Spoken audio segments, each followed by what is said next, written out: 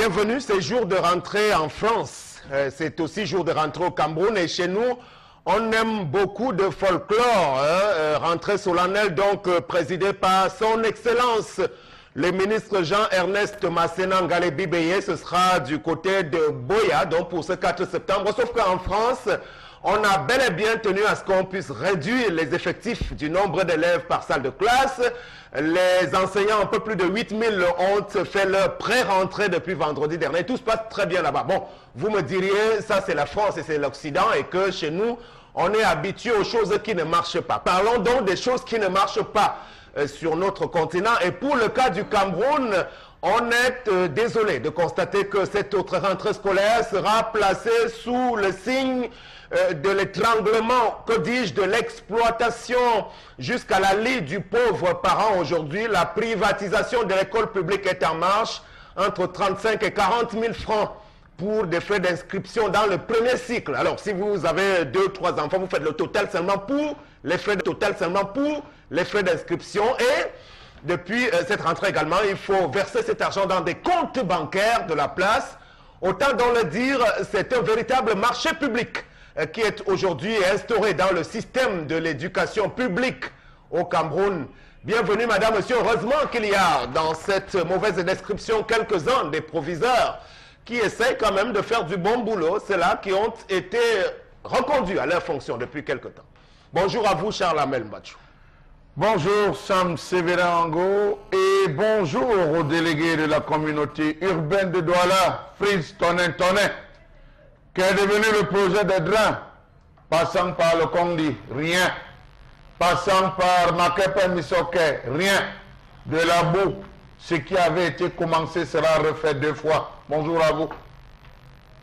Voilà, parlant de boue, Charles Armel, les populations de Dizangué dans la Sanaga maritime, près des DA, connaissent ce calvaire depuis de longues années. Aujourd'hui, on a encore pu voir cela à travers les images diffusées sur Equinox. L'arrière-pays au Cameroun, c'est ça le Cameroun des petites ambitions, avec tout ce que la Sanaga maritime compte comme élite, députés, maires et autres sénateurs. Oui, vous êtes au courant de cette triste réalité et vous êtes également au courant de ce qui se vit sur nos routes encore avec cet autre accident tout près des DA. Ce week-end, encore 15 morts sur le carreau. Bienvenue, bonjour à vous. Bonjour Sam Sévérin et bonjour à tous nos téléspectateurs du Zénith. Et je souhaite également une excellente rentrée scolaire à tous les élèves qui ont repris le chemin de l'école ce matin. Voilà, bonne rentrée, surtout aux tout petits qui commencent leur scolarité, les plus petits, voilà. On va saluer Mbombo Bengan qui est un des parents d'élèves qui subissent les contre-coups de cette paupérisation et de cette exploitation accrue de la part des pouvoirs en place. Bonjour. Bonjour Sam, je salue l'office du baccalauréat, chers téléspectateurs. L'office du baccalauréat n'a toujours pas proclamé les résultats du probatoire technique et du baccalauréat technique dans les zones anglophones. Il en est de même du GCE Board qui n'a pas encore donné de technical result de ce côté-là. Comment vont faire ces enfants qui ont pourtant préparé les examens officiels? On est là. En plus du fait que nous les parents, on n'a même pas pu acheter les livres. Mais on se débrouille. Merci beaucoup. Alors, je voudrais saluer Adolphe Teke et puis Ngande Nganjui, l'axe central des Lions indomptables du Cameroun. Je suis sûr qu'ils sont revenus de la douche froide du Nigeria. Ils sont présents à Yaoundé ce jour pour le match retour contre les éléphants. Non, ce ne sont pas les éléphants, ce sont les Super Eagles du Nigeria. Voilà, en route pour la Coupe du Monde Russie 2018. On reparlera sans doute encore de cette information capitale. Le temps de décoller véritablement avec l'histoire de tendance. Bonjour, bon début de semaine.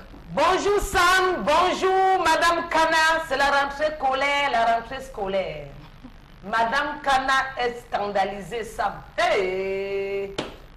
Maman, on va faire comment avec les pickpockets dans les marchés? Madame Kana, jusqu'à l'heure ce qu'elle te dit, la Megui, elle a les crises. Donc elle a besoin de disjoncter, elle dit que ouais, qu'est-ce qui m'arrive? Pourquoi est-ce que je suis allée au marché avec l'argent de la scolarité de mes enfants? Comment est-ce que j'ai fait? Pourquoi? Donc, comme je dis, la rentrée scolaire, elle pleure, les enfants pleurent. Maman, nous on va partir à l'école. Son mari aussi la stresse que mes enfants vont partir à l'école, oui ou non, madame? Elle me dit, je dis que Megui, elle a pleuré, elle me dit, Seigneur, pourquoi je me suis déplacée avec la scolarité des enfants? Depuis, elle disait à son mari que tu as fait comment? Voilà la rentrée c'est lundi. L'homme dit, ouais, ben, je n'ai pas l'argent. Mais il avait quand même déposé l'argent pour le crédit scolaire et on a signé. Il a pris l'argent pour le crédit scolaire. Mais sauf que c'est vendredi qu'il a donné l'argent à madame, que va donc m'inscrire les enfants, tu achètes les fournitures. Lundi, il part à l'école. Samedi, elle est partie au marché. Elle voulait commencer par les fournitures. Mais sauf que les pickpockets ont tout pris. Parce qu'elle disait qu'elle savait qu'elle va acheter les fournitures scolaires. Aujourd'hui, lundi, elle devait profiter, aller inscrire les enfants une fois. Malheureusement pour elle, les pickpockets ont dit que madame, non bouging, que tu ne bouges plus avec cet argent. Elle est rentrée, elle dit à son mari que les pickpockets ont pris l'argent au marché. Monsieur Okana dit qu'il ne veut rien entendre, il ne veut rien voir.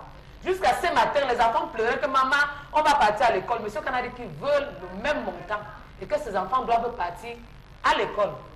Pardon, attention aux pickpockets dans les marchés.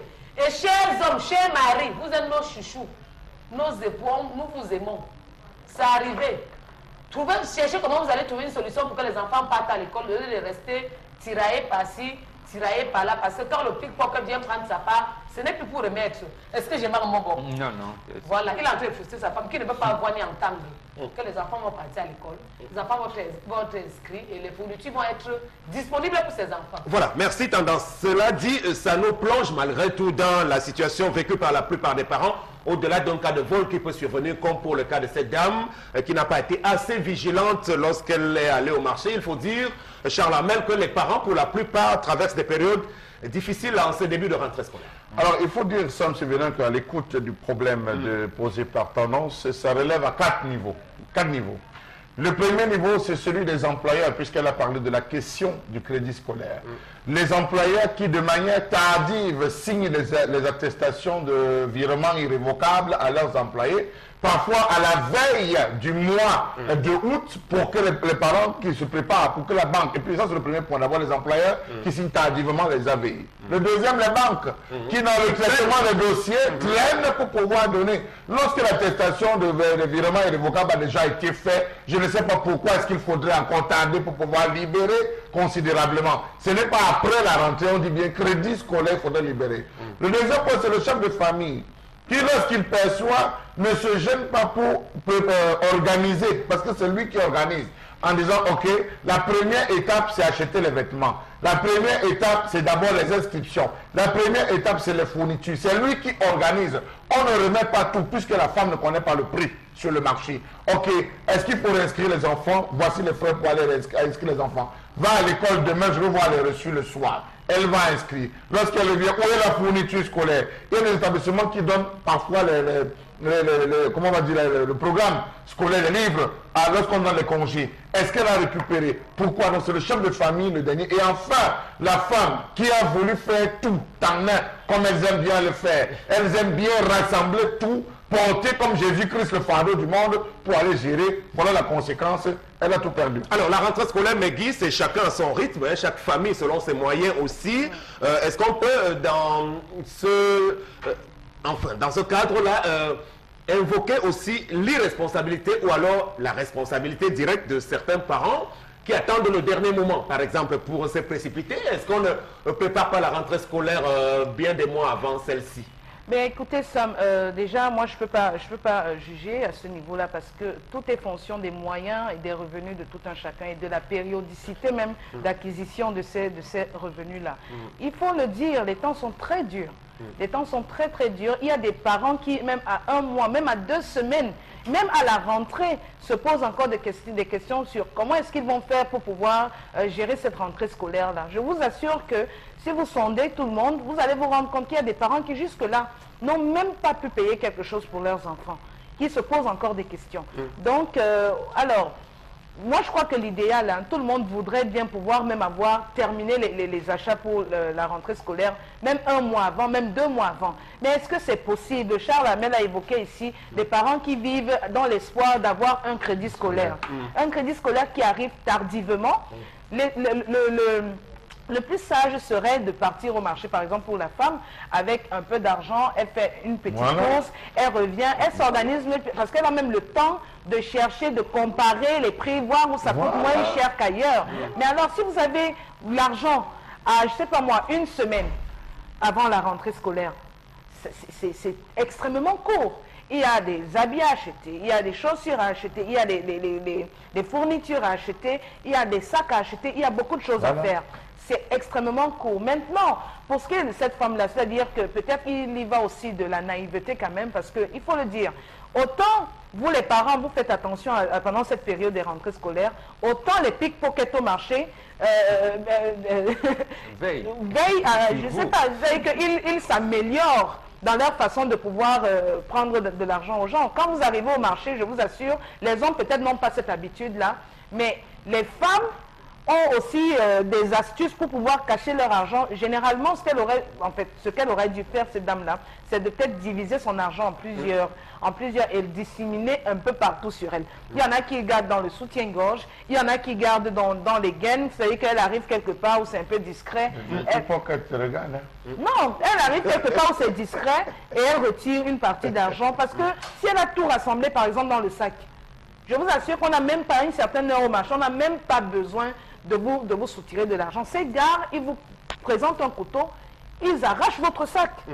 Ils arrachent votre sac. Donc, il faut beaucoup de vigilance, c'est vrai. Mais on revient à la période et à la précarité même dans laquelle se retrouvent bon nombre de parents aujourd'hui. Le professeur Marcelin Vunda et toi, qui est un des acteurs principaux dans la chaîne du livre au Cameroun, reconnaît en matière de paupérisation des parents qu'il est difficile pour un parent d'économiser de l'argent pendant toute l'année pour être prêt bien avant. Vous prenez comment? Par rapport aux revenus et toutes les charges qui s'abattent aujourd'hui sur nous tous pratiquement. Tout à fait, Sam, et je commence par là précisément. C'est à cela que les frais alloués à ce qu'on appelle l'association des parents d'élèves a été dévoyé par les chefs d'établissement, encadré à cela, paix à son âme, par le ministre Bapes.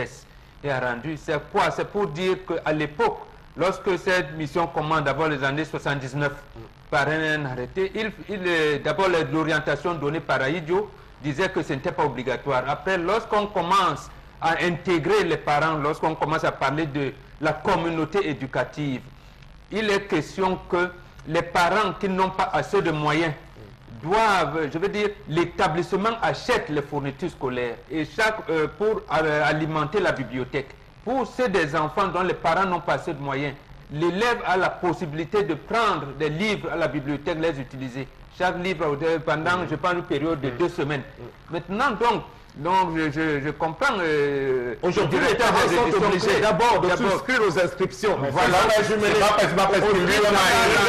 porteur. Et maintenant, il n'a pas veillé à ce que les établissements scolaires aient des bibliothèques fournies. Voilà où ça a été, vous le voyez. L'autre chose, c'est qu'on amène le parent pauvre, son état, comment je vais dire ça, à inscrire d'abord dans les APE. Avant même l'inscription normale. Or, on doit d'abord inscrire son enfant et après, on paie les frais d'APE. Maintenant, les frais d'APE qui sont là dans les lycées et collèges où c'est bas, ou bas prix, c'est 10 000. Et dans certains lycées, ça va jusqu'à 40 000 francs. Et on vous exige de payer les 40 000 francs avant même l'inscription. Voilà comment ça fait. Et ça fait donc que le parent qui n'arrive pas à acheter ses livres, d'abord, il y a la tenue, comme disait Megui, et tout ce qui va autour. C'est-à-dire, nous n'oublions pas que nous sommes dans ce qu'on appelle journée continue. L'enfant doit marcher avec son petit déjeuner et avec son goûter dans le sac. Ou alors l'inscrire dans les cantines scolaires avec les diarrhées, tout ce que cela comporte. Voilà donc le parent qui est stressé n'a pas le moyen. Voilà dans quelle situation les encadreurs de notre système éducatif nous ont mis. Tout à fait. On reviendra à une autre fois, Bombok, évoquer par exemple ce qu'on appelle ailleurs les rythmes scolaires, c'est-à-dire les nombres d'horaires, parce qu'aujourd'hui en Hexagone on a réduit cela, ce sera 4 jours seulement désormais. Et ça produit toujours de bons résultats. Donc pour parler du système éducatif camerounais dans son ensemble, on revient avec vous tendance. Dans l'histoire, on voit la situation d'une dame qui est pressée et qui veut répondre au cahier de charges. Et ce cahier de charges comporte beaucoup de choses. Il y a les fournitures, les sacs, les chaussures, les goûts, ça fait plein de choses. Je ne sais pas en moyenne si on peut chiffrer ce que ça coûte. Parce qu'en France, on sait ce qu'un élève du primaire coûte à ses parents chaque année. Est-ce qu'au Cameroun aujourd'hui, on peut chiffrer exactement combien ça coûte pour un élève du primaire ou du secondaire à un parent? On ne peut pas. On ne peut pas ça parce que, pour moi, c'est mon point de vue, on ne peut pas. Mais pour le cas de la dame-ci, je vais encore dire, c'est parfois nous les femmes qui faisons avant qu'on nous agresse. Tu vois une femme qui est au marché, elle a l'argent sur elle. Elle est seulement là, elle marche vite. Quand elle voit quelqu'un passer, elle dit, monsieur, passe à l'eau, passez à l'eau. Quand vous faites comme ça, vous attirez l'attention des pickpockets. Le pickpocket, lui, il est là, lui aussi, il se cherche parce qu'il a aussi les comptes à rang, il a aussi la pension des gens qui va payer. Quand vous avez l'argent, soyez posé, soyez vigilant, soyez prudent. De deux, mon cher beau, monsieur Kana, on ne peut plus opérer les miracles maintenant. Ce qu'il y a lieu de faire, c'est de voir comment on peut faire pour que les enfants commencent avec l'école et que peut-être dimanche ou samedi à la réunion, elles prêtent un peu de sous pour la scolarité, pour commencer à inscrire les enfants en attendant. Parce que quand tu mets la pression, ça la frustre. Les enfants même sont stressés. Il faut aller mollo. Si je parle, Mathieu dit qu'il est mal parlé, bon. Parce qu'il met la pression, elle pleure, elle stresse. Les enfants, dans leur tête, c'est comme si les parents ne veulent pas prendre soin d'eux. Non. Ou peut-être dans sa tête, c'est que peut-être Madame Mancon l'a soutiré au marché. Non. Donc, en tout cas, à cette dame, on peut lui dire tendance qu'il y a des possibilités aujourd'hui. Dans les lycées, les anciens élèves ont la possibilité de démarrer les cours. Je crois que même dans la plupart du temps, l'inscription peut intervenir même un mois plus tard, par exemple. On a le temps encore, puisque, vous l'avez dit tout à l'heure, la plupart des crédits scolaires ne sont même pas débloqués. Donc, et surtout, très peu de parents sont prêts à cette date. Je vous coupe pas ça, et que ce monsieur, bon, qu'il soit un peu indulgent, il se dise que le pire pour que l'on n'aurait même plus l'adresser à la maison. C'est-à-dire que, bon, qu'elle ait confiance à son épouse qui a dit qu'on a soutiré son argent. Maintenant, je vous avais posé une question intéressante, Sam.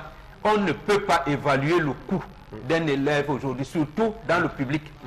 On nous a dit que l'enseignement primaire et maternel est gratuit. Mais nous sommes aujourd'hui, premier jour de la rentrée.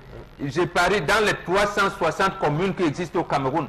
Un maire qui me dit que le ministère de l'Éducation de Vague lui a remis le paquet minimum. Aucun.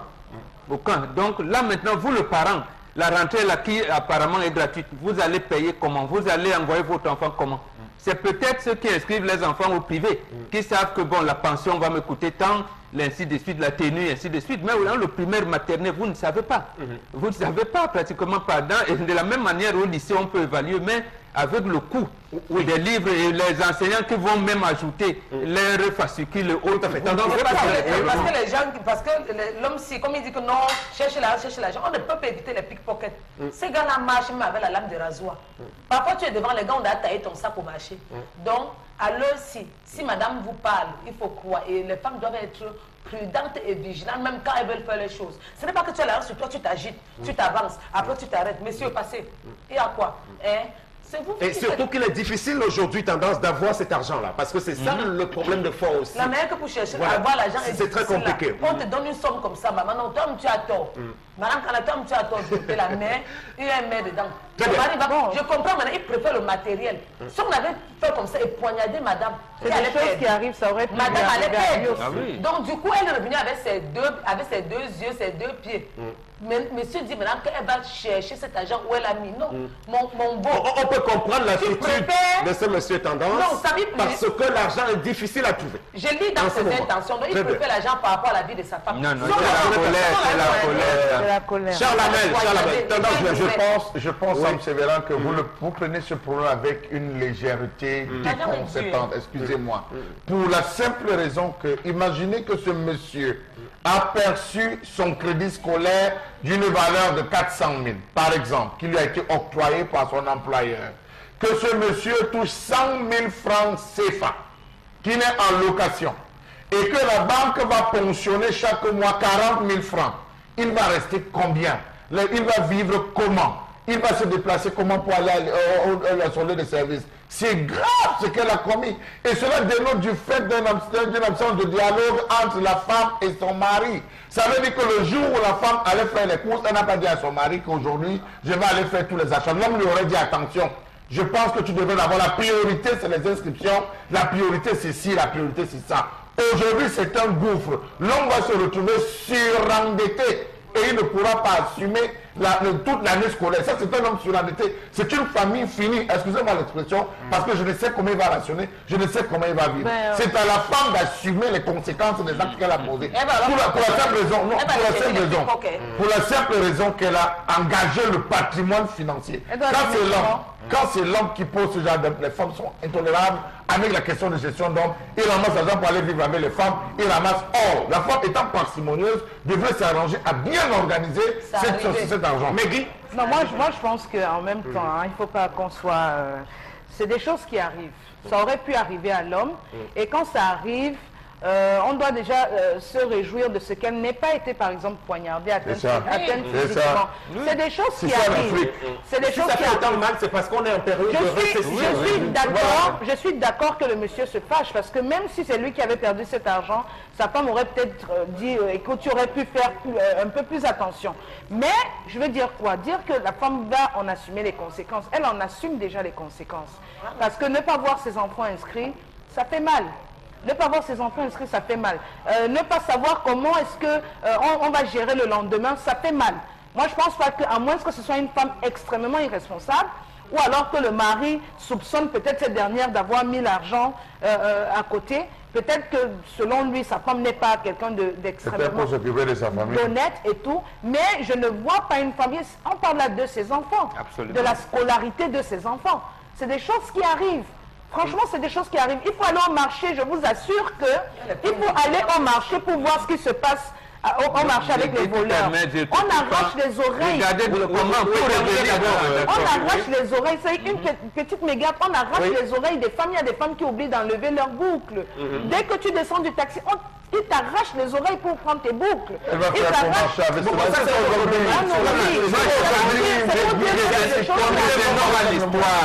Tanda nous dit bien, jeudi, l'homme rentre avec le crédit scolaire qu'il a contacté. Vendredi, c'était férié. Ça veut dire qu'on n'avait que le journée de samedi où le malheur est arrivé. Oui. C'est-à-dire que cette journée de samedi, y compris l'homme, on pourrait plus répartir les tâches. Je ne sais pas si cet homme travaille. Par exemple, va d'abord inscrire les enfants, après je ferai un tour dans les librairies, les marchés. Maintenant, la femme a fait le chemin inverse. Peut-être avait-elle la liste de fournitures pour commencer par prendre les prix au niveau des librairies pour terminer par l'inscription. Malheureusement, le malheur est arrivé. Donc, cet homme aurait pu être agressé de retour du travail. Allons-y donc pour les 3 dernières minutes.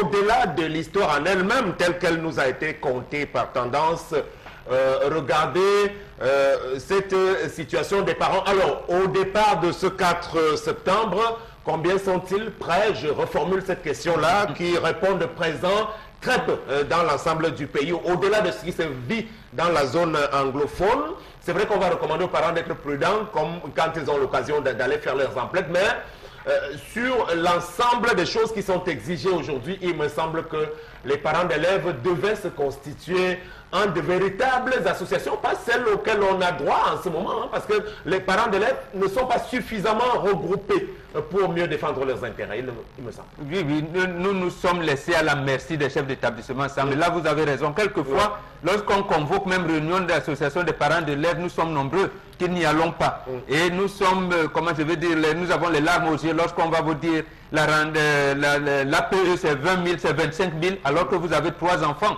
dans le même établissement. Il y va également de la responsabilité des parents, ça c'est vrai. C'est à ce moment qu'on ira proposer même, parce que maintenant c'est le conseil d'établissement, à dire là-bas que non, à partir de ce moment, où est la bibliothèque?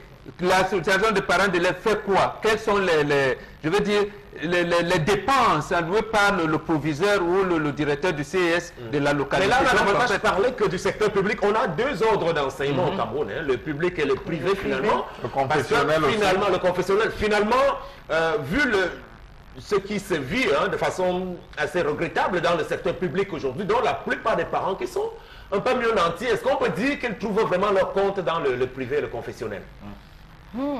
Trouver leur compte, c'est dur dans le privé, il faut le dire.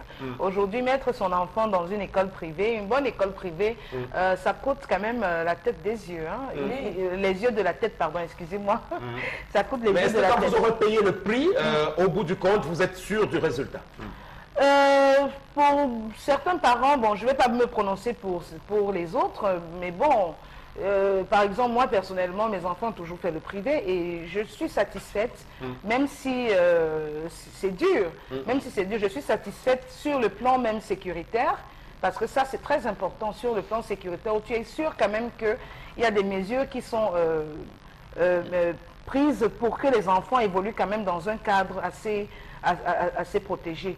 Bon, maintenant, par rapport au suivi scolaire, à l'instruction, ça varie d'un établissement à un autre, hein, et puis du ressenti de chaque parent. Voilà. Et parfois, il y a les parents qui envoient les enfants à l'école pour faire le matu vu. Tu vois une femme à la rue, mais elle n'arrive pas à cotiser. Une femme qui n'arrive pas à porter l'habit. Elle préfère envoyer son enfant dans l'école qui coûte cher parce que le bus va venir porter l'enfant le matin. À la maison, elle mange père.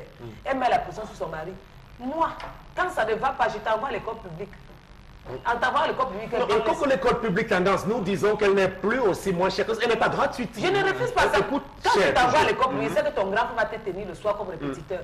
Le jour que j'aime, l'année que j'aime peu, si je vois, je cause avec ton père, si c'est bon, je t'envoie à l'école privée. Au privé, ça ne dépasse pas 100 000. Si c'est plus de 110 000, je ne suis plus moi là. Si c'est à partir de 50 000, je sais que je peux gérer. Je peux me faire mes cotisations, je gère. Ou encore, je peux me jeter la rente dans la nourriture, je coupe 500 chaque jour, je jette sous le lit, après je gère. Pas que je vais aller envoyer l'enfant dans l'école qui va me coûter 500 000 francs. Pour et demain, finir vraiment. je n'aurai plus...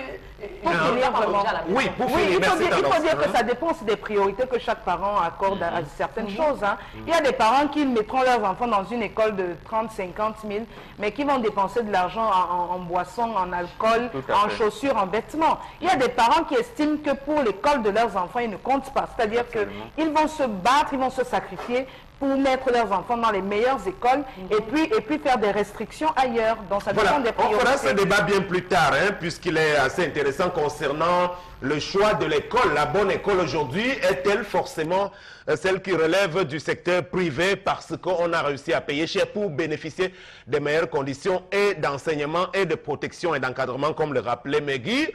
Ça voudrait pouvoir dire que forcément dans le public il y a un peu trop de laxisme, mais c'est vrai quelque part puisque dans nos lycées, certains, pour la plupart, sont aujourd'hui dans des situations quand même assez négligées. Merci beaucoup, c'était l'histoire des tendances, portant donc sur la rentrée scolaire, sur la situation d'un parent qui a eu le malheur de se voir soutirer aussi son sac d'argent, une dame, hein, en plein marché, voilà. Merci. La suite de ce programme, c'est avec la colère de Charlemagne qui, cette fois encore, revient sur la question lancinante des églises dites de réveil et beaucoup plus, on s'attardera sur le cas de la congrégation baptisée Winners Chapel International.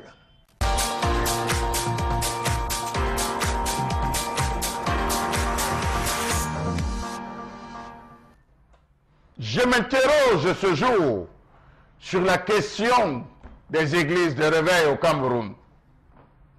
Je m'interroge sur les multiples complicités qui protègent les actions véreuses de ces soi-disant man of God. Savez-vous que le Cameroun est aujourd'hui sous la coupe réglée des escrocs de tout genre venus se faire de l'argent sous le couvert de l'évangélisation? Savez-vous que la majeure partie de ces églises dites de réveil ont des complicités bien placées dans l'appareil de l'État, évitant de vérifier toute information ou accusation soumise à leur appréciation concernant ces organisations? Rappelons-nous que le ministre de l'administration territoriale de l'époque, Samson Enamenam, avait voulu et expressément induit le président de la République en erreur à l'effet de délivrer un sauf-conduit à une association religieuse nommée Winner Chapels, sous-traitant d'une organisation dénommée World Mission Agency.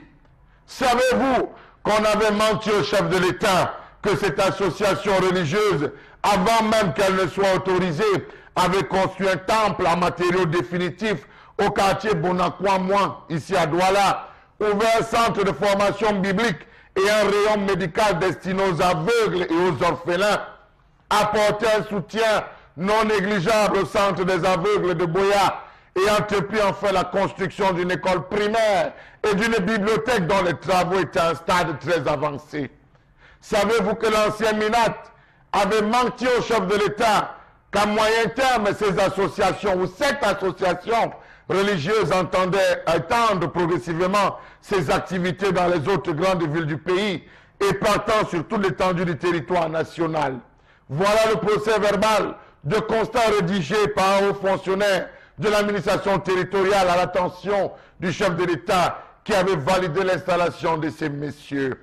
Savez-vous que 14 années Après cette correspondance du Minat, Winner Chapels n'a ni église construite en matériaux définitifs à Bonakwamwa, mais plutôt en Sianga, à Kiandogbon.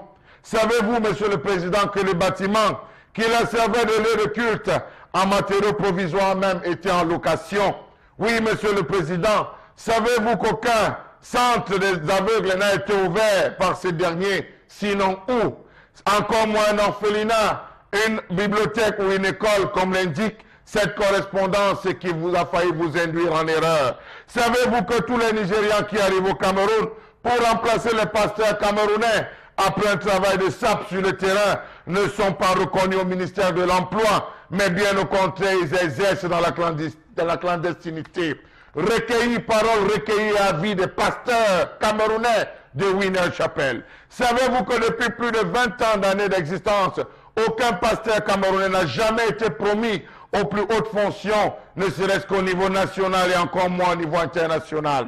Savez-vous qu'au Ghana, par exemple, les fonds collectés dans les églises au bout d'un certain temps traverseraient les frontières dans les roues des voitures? Oui, il faut le dire. Pourquoi ces hommes de Dieu ne respectent pas l'administration du Cameroun? À quand est-ce qu'ils paieront eux aussi les impôts, cotisations sociales et autres droits dévolus au gouvernement et aux pasteurs? Savez-vous qu'il est aujourd'hui donné de constater que la World Mission Agency, qui fonctionne en véritable parrain de la chapelle des vainqueurs, Winner Chapel, et de la Living Faith Church Worldwide, use des artifices détournés pour clochardiser les pasteurs camerounais qui depuis plus de 20 ans sont sans contrat de travail, sans bulletin de paie et sans couverture sociale. Pourtant, il est judicieux de comprendre que tous les pasteurs nigériens ou travailleurs des bureaux nigériens à Londres et même en Amérique sont normalement rémunérés et ont une couverture sociale élargie à leur famille. Savez-vous finalement que des actes répréhensibles sont pratiqués dans ces lieux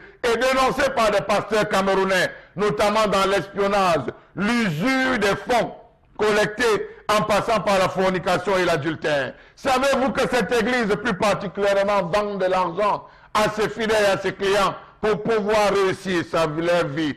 L'exemple des pasteurs Mongo Jean-Jacques, Rockland Simon, Obomo et Alatou Favor vous seront explicitement racontés. Savez-vous que l'argent des offrandes collectées n'est jamais reversé dans une banque conventionnelle, sinon dans un coffre-fort bien garni en attendant d'être transporté vers où vous savez?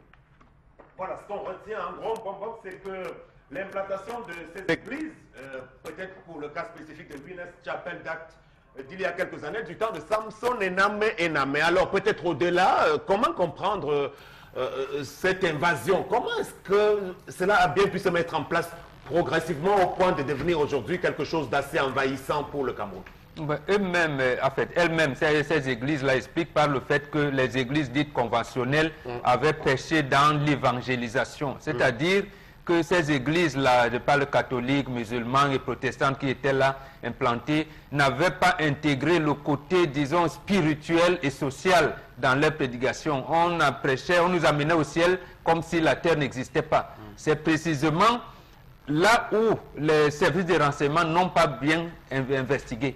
Prenons le cas de celui-ci. En réalité, la Winner Chapel n'existe pas, n'a pas d'existence légale au Cameroun. L'église qui a une existence légale s'appelle Living Faith Church Worldwide. En fait, c'est comme ça que ça se fait. C'est eux qui hébergent Winner Chapel. Voilà, donc ils traitent. Maintenant, lorsque vous voyez Winner Chapel, en principe, on devait enlever cette dénomination-là, puisque l'existence légale, c'est Living Faith Church Worldwide Mission. Maintenant, précisément, c'est pour revenir à ce... Les gars ont donc caché, en réalité, une mission derrière. Vous avez vu, même Samson et Nam, comment a-t-il pu dire? Parce que dans cette vocation de s'investir dans le social, ils ont dit les aveugles, les orphelins. Ils ont construit un orphelinat. Alors que ici, il faut d'ailleurs repréciser ça, la rue de la Casse, comme on appelle, la rue d'Obel, ils étaient en location. Mais ils ont dit aux minettes qu'ils avaient construit. On ne vérifie pas le titre de propriété du domaine où ils sont. Mais comment un minette peut signer et amener ça auprès du chef de l'État pour qu'on l'autorise? Et jusqu'aujourd'hui, on ne voit ni cet orphelinat, ni même cette mission qui devait leur servir de siège global. Et pire encore, on s'est rendu compte que tous les pasteurs camerounais qui y étaient Et chaque fois que l'un d'eux voulait, comment je vais dire ça, demander, m'augmenter en grade pour devenir pasteur national, on l'enlevait. On lui collait par exemple un motif de « il a violé ses sœurs, il a violé ceci ». Et au tribunal, on ne donnait même pas l'occasion à ce pasteur-là de s'expliquer. Et c'était eux-mêmes qui payaient, même dans certains journaux, on disait ainsi, qui fait qu'aujourd'hui les Nigérians ont tout pris. Et ils procèdent effectivement par l'usure, comme l'a dit Charles Hamel. Vous faites vos cotisations, les pasteurs, eux, organisent, ils donnent aux hommes d'affaires nigérians.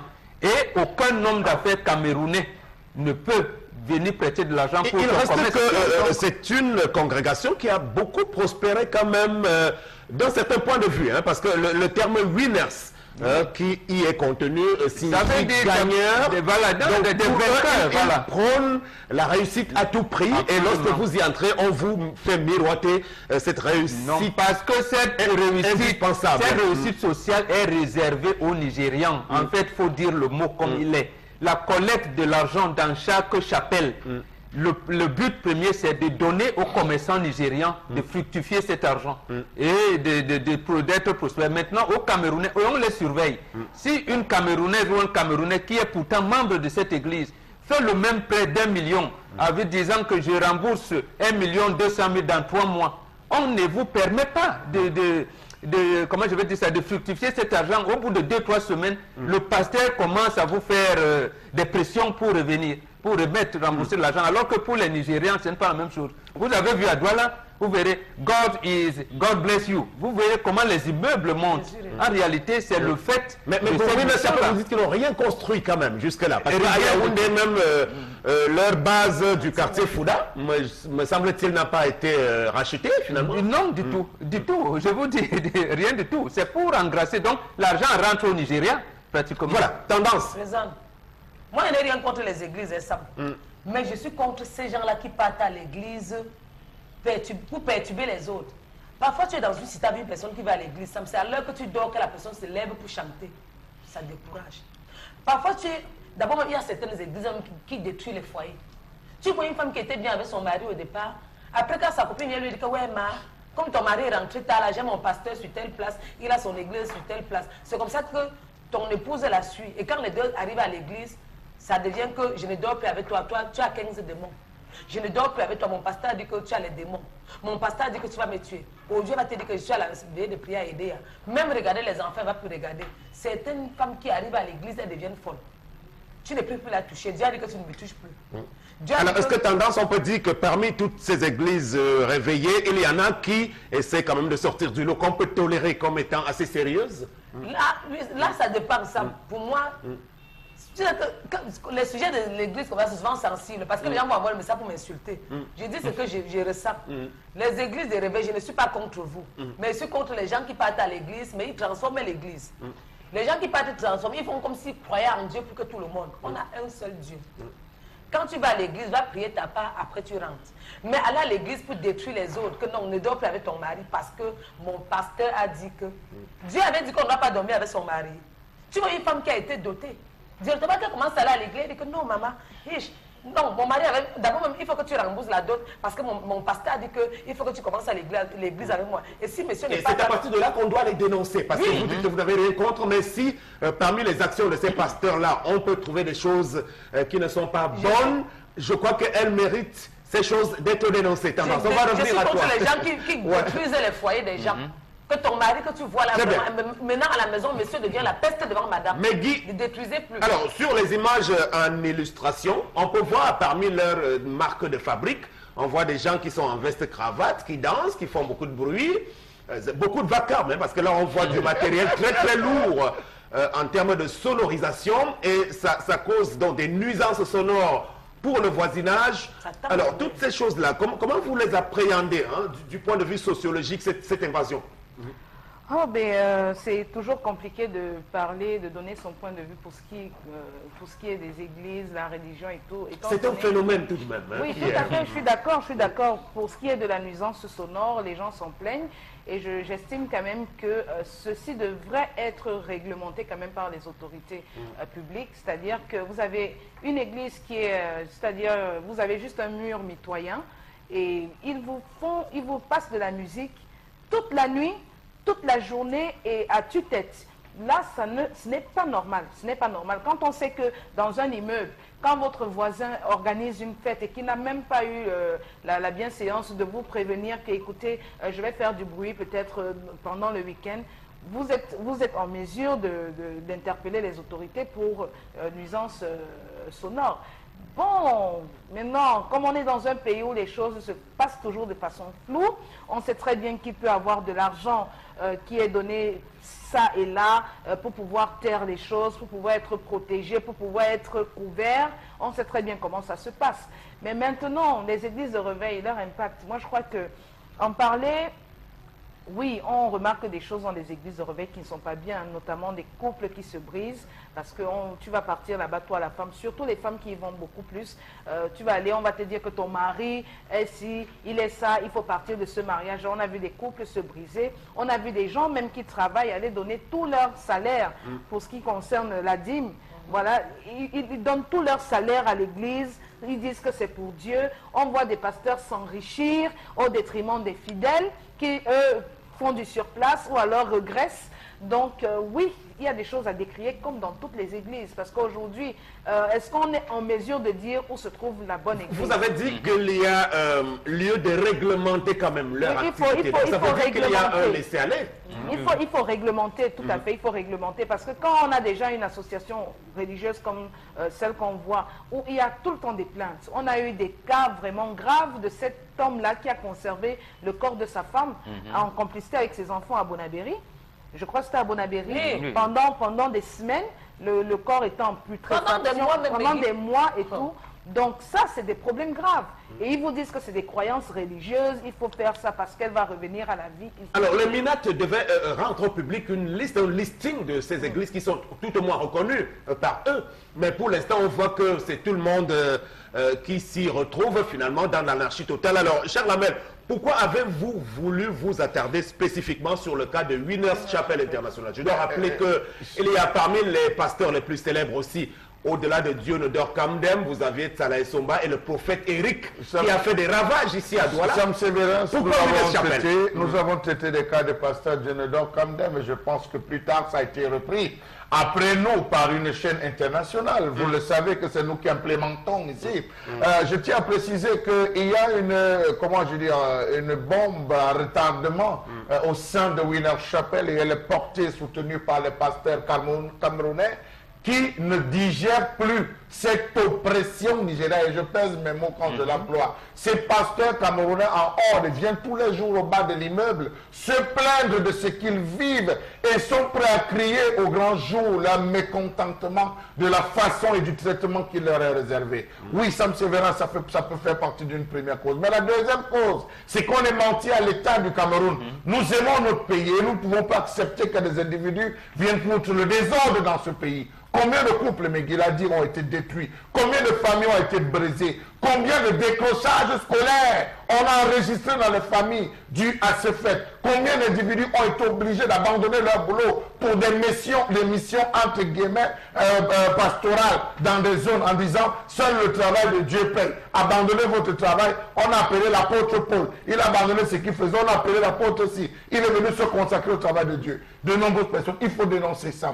Lorsqu'on essaie de calculer ce que génère, parole d'un pasteur toujours de cette même église, lorsqu'on essaie de calculer ce qu'il génère en termes de gains, en une année, ça fait 1 milliard de francs CFA. Quelle est la part des impôts du Cameroun? Vous avez des pasteurs qui travaillent dans ces églises. Dans cette église, pratiquement, il y a un que j'ai connu qui travaille depuis plus de 15 ans. Il n'est pas affilié à la CNPS. Est-ce normal? Alors moi, j'ai voulu vous demander qu'est-ce que les pasteurs camerounais sont allés chercher là-bas. On sait que nous avons nos églises ici traditionnelles, comme vous le dites, l'église évangélique, l'église presbytérienne. Y a-t-il eu crise de vocation là-bas pour qu'elles se soient empressées de rejoindre l'affaire des Nigérians? Puisque vous le dites que ces églises, ce gospel-là vient du Nigeria. L'ensemble de ces églises viennent du Nigeria. Les gens ont cru, les autres à la recherche. Vous savez, gérer la masse devient compliqué à un certain moment. Et c'est cette crise de gestion de la masse qui a fait en sorte que les gens aillent à la découverte d'un nouvel appel. Et ce nouvel appel, ils ont cru, se disant non, ça devait être bien. Ce sont eux qui font le travail du terrain. Faites un tour de ce côté.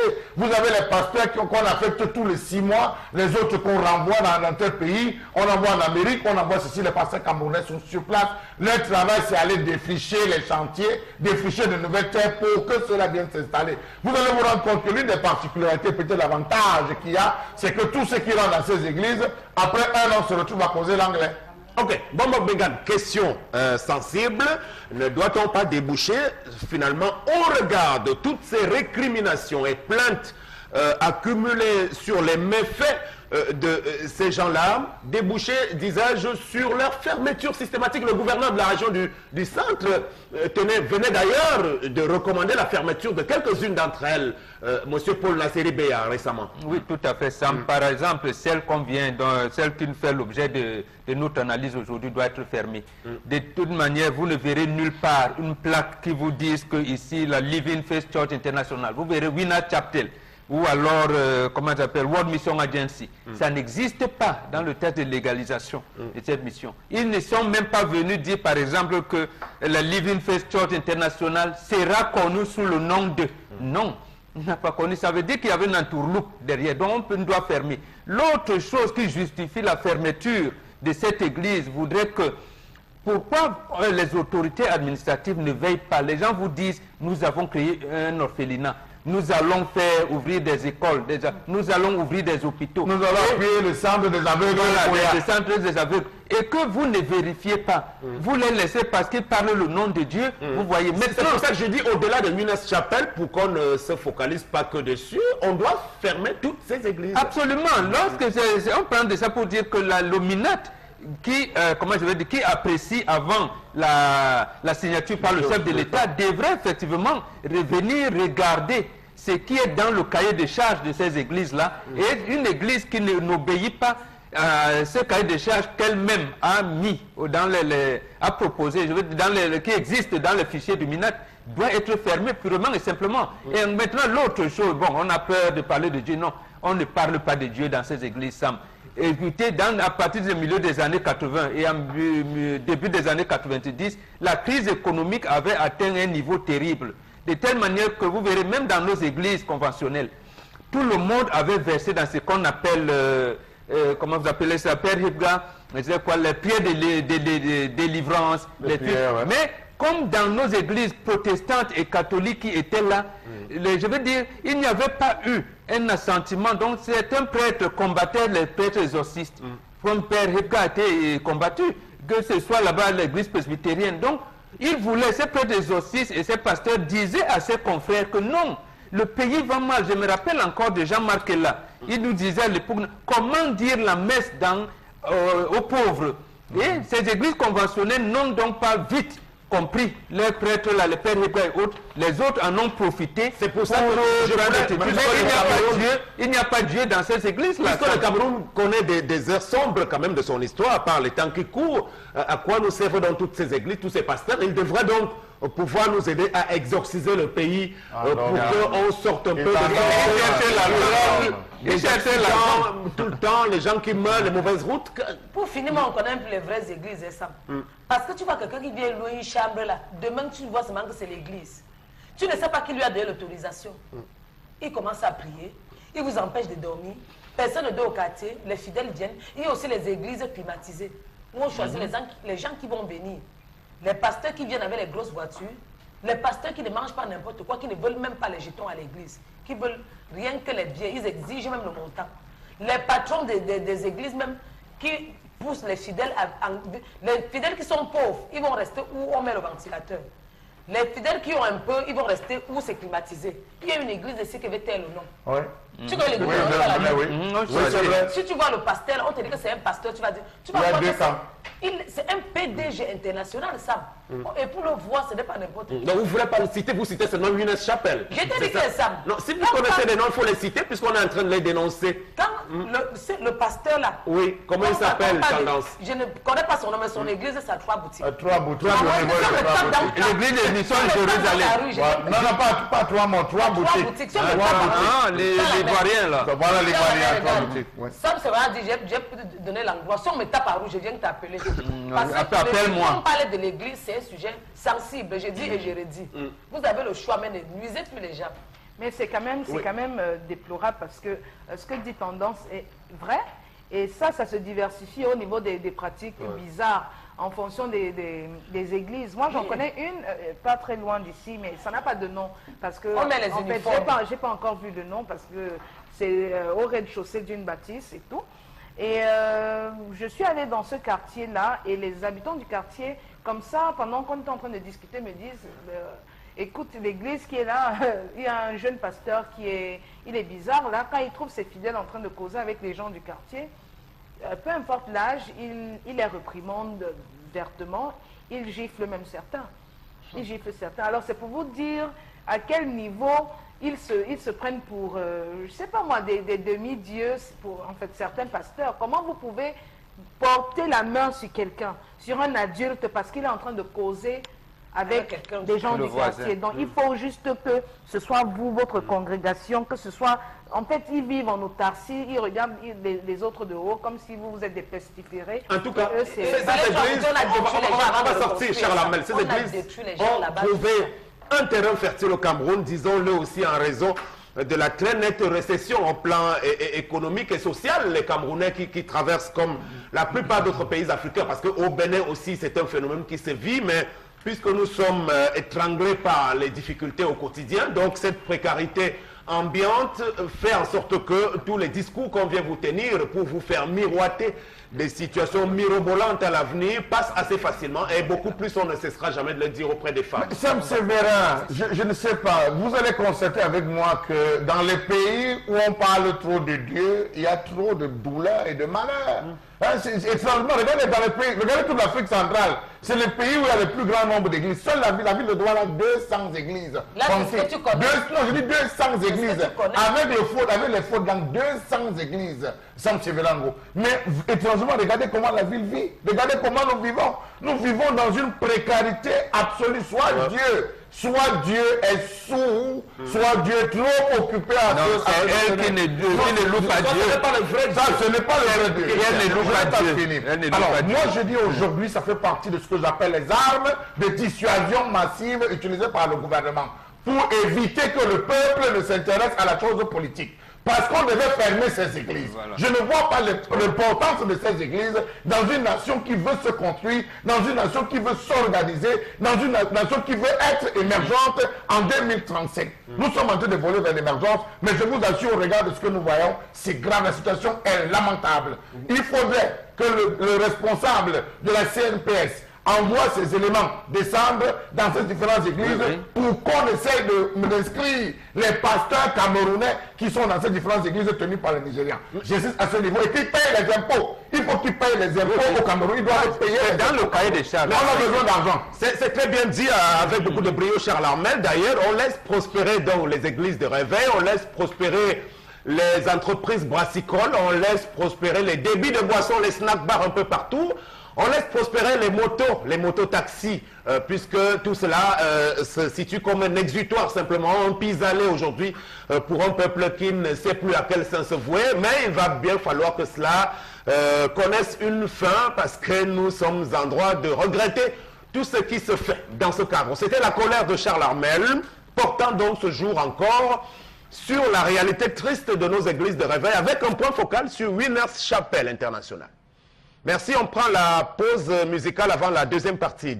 Voilà, merci. On va poursuivre ce programme. Le zénith de ce jour, un jour de rentrée scolaire en France et au Cameroun. Bon, on va espérer que malgré la récession économique qui nous empêche de répondre favorablement aux obligations des parents d'élèves, que la plupart de nos enfants puissent quand même y aller, malgré les contenus qui sont assez mal ficelés depuis de longues années. Aujourd'hui au Cameroun, l'école ne produit plus de véritables hommes, hein, comme on l'aurait espéré depuis les temps anciens. Ceux qui nous gouvernent aujourd'hui ont fait la bonne école et ils ne font pas grand-chose pour que les plus petits des générations qui arrivent après eux puissent pouvoir en bénéficier. Et heureusement que ceux qui sont plus nantis envoient leurs enfants à l'étranger, suivront de bien meilleures études. Voilà. On va remercier Rose voilà, pour cette chanson, puisqu'on parlait des églises. Lui, il appartient à l'une des églises traditionnelles du Cameroun, Monsieur Roger Mba Zambo. C'est son nom, avec l'abréviation Rose. beaucoup de bonnes choses donc à l'intention de tous ces artistes musiciens qui attendent dans quelques jours également de connaître la nouvelle appellation de la société de droit d'auteur dans la gestion collective. Quelques messages avec vous, Meggy. Voilà donc ce message qui nous dit c'est à tort qu'une dame porte la totalité de l'argent que son mari lui donne pour aller faire les courses juste pour une seule journée. Il faudrait que les femmes soient un peu plus prudentes. Bonjour, ma voisine avait simulé un enlèvement pendant 1 mois et son mari a payé 5 millions, un crédit qu'ils ont pris pour construire et ils sont toujours en location. Voilà. Ces églises sont au service du système gouvernant actuel parce qu'elles permettent plus d'endormir le peuple. Les soucis y sont noyés, rendant ainsi ceux qui les fréquentent indolents, amorphes et muets. C'est donc Olivier qui signe ce message. Donc, l'église qui est située à Vallée 3 Boutiques nous pourrit la vie, messe de délivrance avec trop de vacarme. Et puis, il faut que les gens sachent que même lorsqu'on voulait chasser les démons dans la Bible, lorsqu'on veut chasser les démons, on éloigne les âmes de faibles, comme des capacités, parce que c'est pas tout le monde qui a cette force pour affronter les démons. Et il s'est bien précisé par le jeûne et la prière. Dans une église où tout le monde est confondu, les bébés inoffensifs, des bébés vulnérables, le pasteur procède à l'exorcisme. C'est pour que ces démons entrent. Rappelez-vous la question que Jésus avait posée. Comment vous appelle Légion? Sont-ils entrés dans ces pourceaux? Ils sont entrés dans les pourceaux sont jetés dans l'eau. Vous pensez que la possession peut finir dans ces églises? Ça sort d'ici, c'est même la vraie possession dans tous les cas. Ça sort d'ici, ça va. L'argent de l'inscription faisait d'abord quoi dans le sac de cette dame? Étant donné qu'elle devait inscrire les enfants lundi, elle aurait dû laisser l'argent à la maison.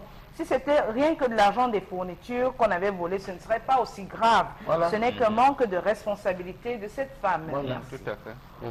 Voilà, vous oubliez un aspect, certaines femmes cherchent à multiplier l'argent dans les jeux de hasard et n'avouent pas leur forfait. C'est Chocoté qui nous envoie ce message. Ça aussi c'est vrai quand même. C'est vrai, les femmes jouent les jeux de hasard avec les billes. Voilà, je ne comprends pas comment cette dame peut se rendre dans nos marchés de Douala avec une somme pareille. Sur elle, alors que l'on sait bien à quoi s'attendre quand nous y sommes. J'implore juste son mari qui est encore sous le choc de comprendre sa femme afin qu'il puisse surmonter cela ensemble. C'est la rentrée scolaire, mais l'énervement n'a pas été prévu. Mais il ne faut pas non plus faire comme si on encourageait ce que vous avez appelé les pickpockets. Il faut dénoncer tout acte de vol. Non, je crois que les petits bandits qui arrachent les sacs doivent être traqués. Je veux dire, à longueur de journée également. Lorsqu'on sort la police municipale, c'est pour traquer les bensiquinaires, là au moment où on parle de certains trucs, comment vous appelez ça, l'impôt libératoire et tout. Or, la police municipale qui accompagne la police de sécurité publique, c'est investir effectivement les marchés pour remettre de l'ordre, pour recadrer les stationnements là-bas, un certain nombre de choses, effectivement des pickpockets. Parce que dans ce marché, il y a ce qu'on appelle le phénomène de porteurs, il y a les pousseurs, comme on dit. C'est la police municipale qui doit réglementer. Et lorsqu'on sait qu'on a une police municipale qui peut arrêter ces pickpockets, qui va vous présenter un couteau, la dame, regardez, vous avez une lame rasoir, vous allez faire comment? Parfois même tu vois un pickpocket qui est en train de soutirer, tu vois, mais tu ne peux pas crier. Voilà. Toi, la commerçante qui est au marché, si tu cries, il va venir te pointer et personne ne fait rien. Moi, j'ai vu comment on a agressé une femme devant moi, Meggy. Le gars tirait la fermeture comme ça. Non, mais les hommes ne peuvent pas forcément savoir. Vous ne savez pas ce qui se passe dans les marchés. Je ne pouvais pas crier. On vous soutire. Souvent, il y a des mamans courageuses qui peuvent vous faire un signe. Les clins de si tu ne vois pas. Tu ne vois pas. Tu ne vois pas. Souvent, tu peux interpréter ça, mais tu ne comprends pas qu'elle est en train de te signaler. Ce sont les habitants du marché. Les pickpockets vivent au marché, ils se connaissent avec les commerçants. Il y a 3 types dans le principe du vol. Ils sont 3. Il y a celui qui vous bouscule, il y a celui qui soutient et celui qui récupère le porte-monnaie. Ça veut dire le premier fait comme s'il passe, il vous bouscule. Pendant que vous êtes en train de discuter avec lui, focalisez votre attention sur lui, l'autre soutient et il passe au 3e. Donc, c'est celui qui vous bouscule sur qui vous devez tomber. Vous allez les fouiller, même celui qui a soutenu, vous fouillez, vous ne trouverez jamais les porte-monnaie sur eux parce que c'est déjà passé. Mais ce qu'il faut préciser, Sam Sévéran, c'est que, et là je tire un coup de chapeau au délégué de la communauté urbaine quand même de Douala, Une fois. il a envoyé quand même les policiers qui sont en train de travailler. On a eu les images, les policiers qui sont en train de travailler, régler la circulation au niveau du marché. Ça, on peut le tirer pour le chapeau, il commence à faire des efforts. Mais il faut dire, Sam Sévérin, que nous, on avait proposé à l'époque qu'il y ait des Ben Johnson. Les gars, on aime prendre, les gars qui, les Ben Johnson, on les a dans les marchés. Parce que quand les gars vous soutient, ils entrent dans les quartiers, qu'il y ait des gens qui peuvent rattraper. Et c'était là l'objectif de la police municipale, qui jusqu'à aujourd'hui ne fait pas son travail. Cette police municipale, qu'on ne voit qu'arrêter les motos et après le soir récupérer ces motos pour faire le ben sécurité. Voilà, au passage, vous avez donc félicité Prince Tonin qui est sur le grill, sur des charbons ardents avec cette grève générale qui est annoncée de ce côté-là. On va le suivre demain mardi. On passe à la revue des réseaux sociaux sans transition avec vous, Megui.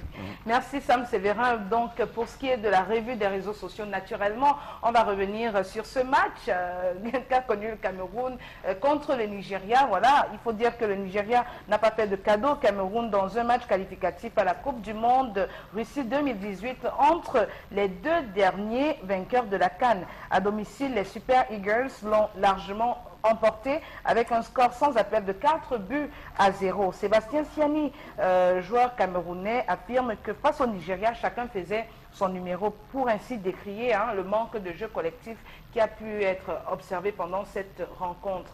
Donc beaucoup de réactions de la part des internautes humiliés, les Camerounais se disent humiliés, découragés et surpris quand même de ce que le champion en titre de la Coupe d'Afrique des Nations ait reçu une telle déculottée. Voilà, commençons par Sébastien Siani lui-même, parce que c'est celui-là même qui, lorsqu'ils avaient réussi à gagner 1 ou 2 matchs au Gabon, a fait des déclarations fracassantes en direction de tous ceux qui les ont critiqués, pour dire parler encore. Bon, aujourd'hui, on peut lui demander s'il est déjà en mesure de rivaliser avec tous ceux qui, à son poste, ont joué dans les Lions Indomptables et qui avaient produit de bons résultats de façon continue.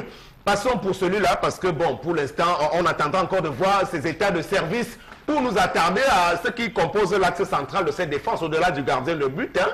Willy Nganjou et Adolphe Teke, assez transparents, qui ignorent même les fondamentaux des principes de base, même en matière de défense et de couverture au niveau du bloc équipe dans la zone défensive. Vous avez Christian Bassogog aujourd'hui.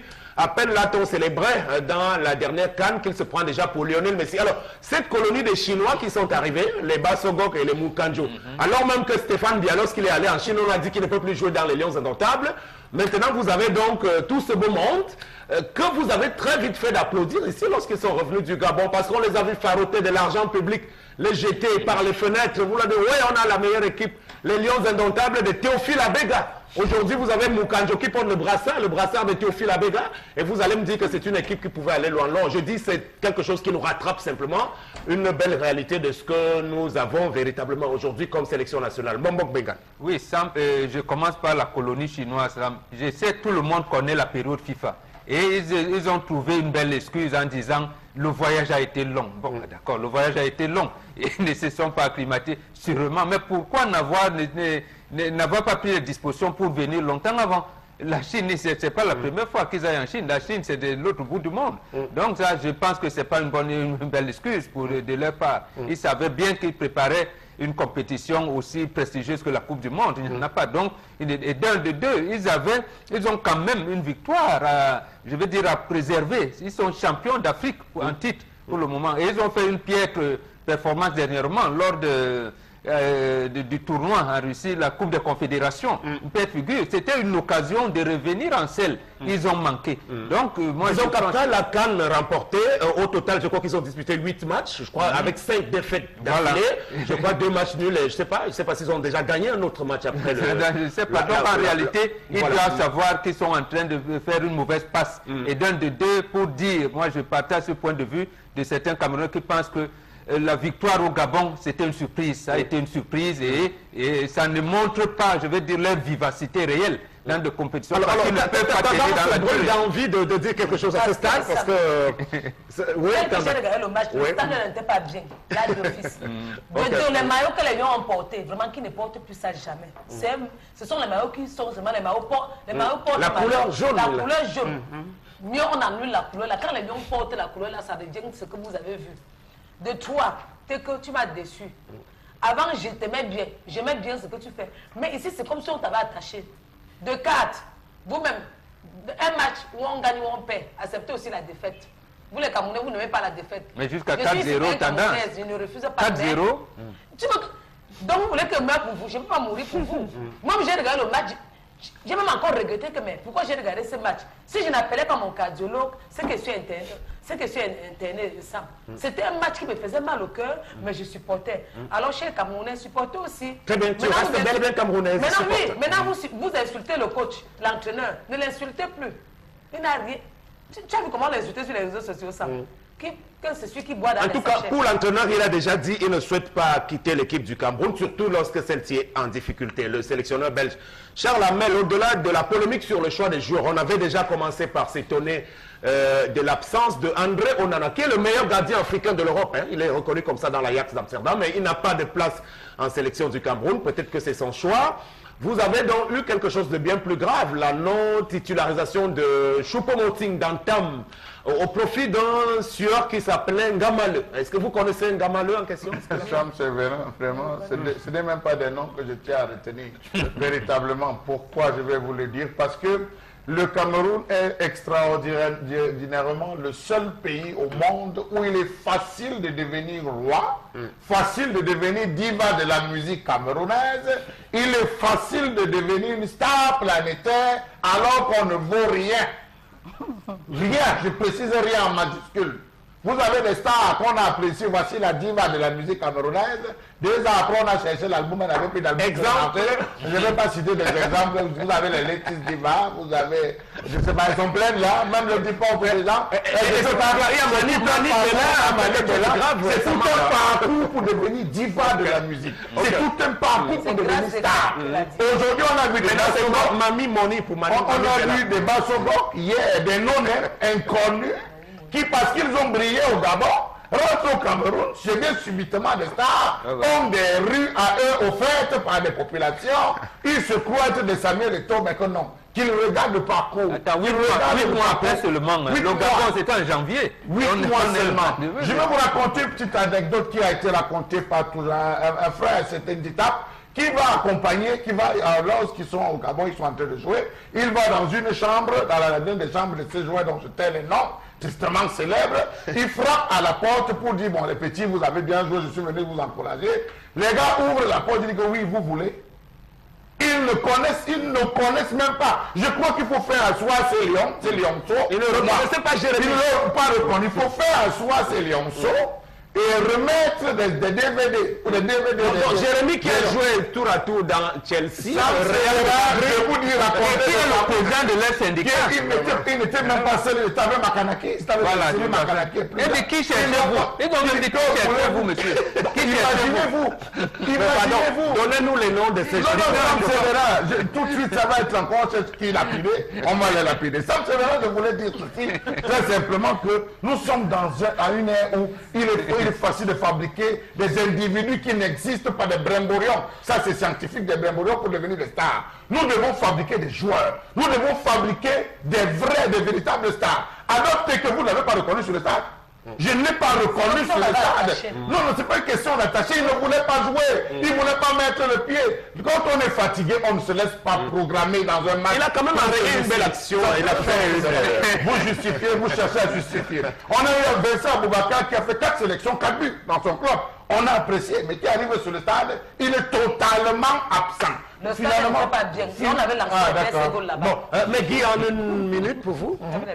Oh, déçu, c'est tout. Déçu parce que je me serais attendu à autre chose. Bon, même pas un. Est-ce que vous trouvez que nous sommes un peu trop durs avec cette équipe? Ou alors, votre avis de femmes? Bon, qui aime bien châtie bien. Je ne pense pas que les propos durs qui sont prononcés, c'est parce que on veut être méchant. Ça dénote ici de la déception et l'amertume que peuvent ressentir les Camerounais. Quand on sait ce que représente le football pour les Camerounais, ce qui arrivait encore à fédérer quand même L'entraîneur déclare qu'il ignore lui-même les raisons de cette déconfiture. Donc il n'est pas en mesure d'expliquer ce qui est arrivé à ce moment. Voilà, et surtout des rumeurs ont circulé sur la toile selon quoi il aurait démissionné après cette défaite-là. Mais non, il a rassuré qu'il ne démissionne pas. Il est là pour encadrer les Lions et qu'il promet de bonnes choses pour le futur. Il aurait pu le faire lors de la Coupe de Confédération. Là, avec la pied, il n'a pas fait. Il aurait pu le faire avec les multiples matchs qu'ils ont eu à des défaites cuisantes qu'ils ont laissées. C'est aujourd'hui qu'on commence à parler des si. On sort de cette information en rappelant simplement que le Cameroun est bien mal parti pour Russie 2018. Et d'ailleurs, pourquoi a-t-on eu forcément besoin d'y aller? Est-ce qu'au cours des 2 dernières Coupes du Monde auxquelles nous avons participé, le Cameroun avait fait quelque chose? En Afrique du Sud et au Brésil, nous sommes rentrés pratiquement dernier, avant-dernier. Donc, je pense même, mais c'est mon opinion personnelle, qu'on gagnerait mieux à asseoir notre football qui est malade dans ses fondements. Aujourd'hui, on sait qu'on n'a même plus de fédération du tout. Comme le Nigeria. Donc, oublions la Coupe du Monde 2018. Ça, c'est notre avis en partie ici sur ce plateau. Et essayons de nous consacrer à consolider à nouveau ce football avec les hommes qui le méritent. Parce qu'on doit commencer par se doter de bons dirigeants, que ce soit au ministère des Sports qu'au niveau de la fédération elle-même. Voilà, deuxième information triste, hein. Des accidents de la circulation encore ce week-end, 15 morts aux environs des DEA et 2 morts sur la route de Souza.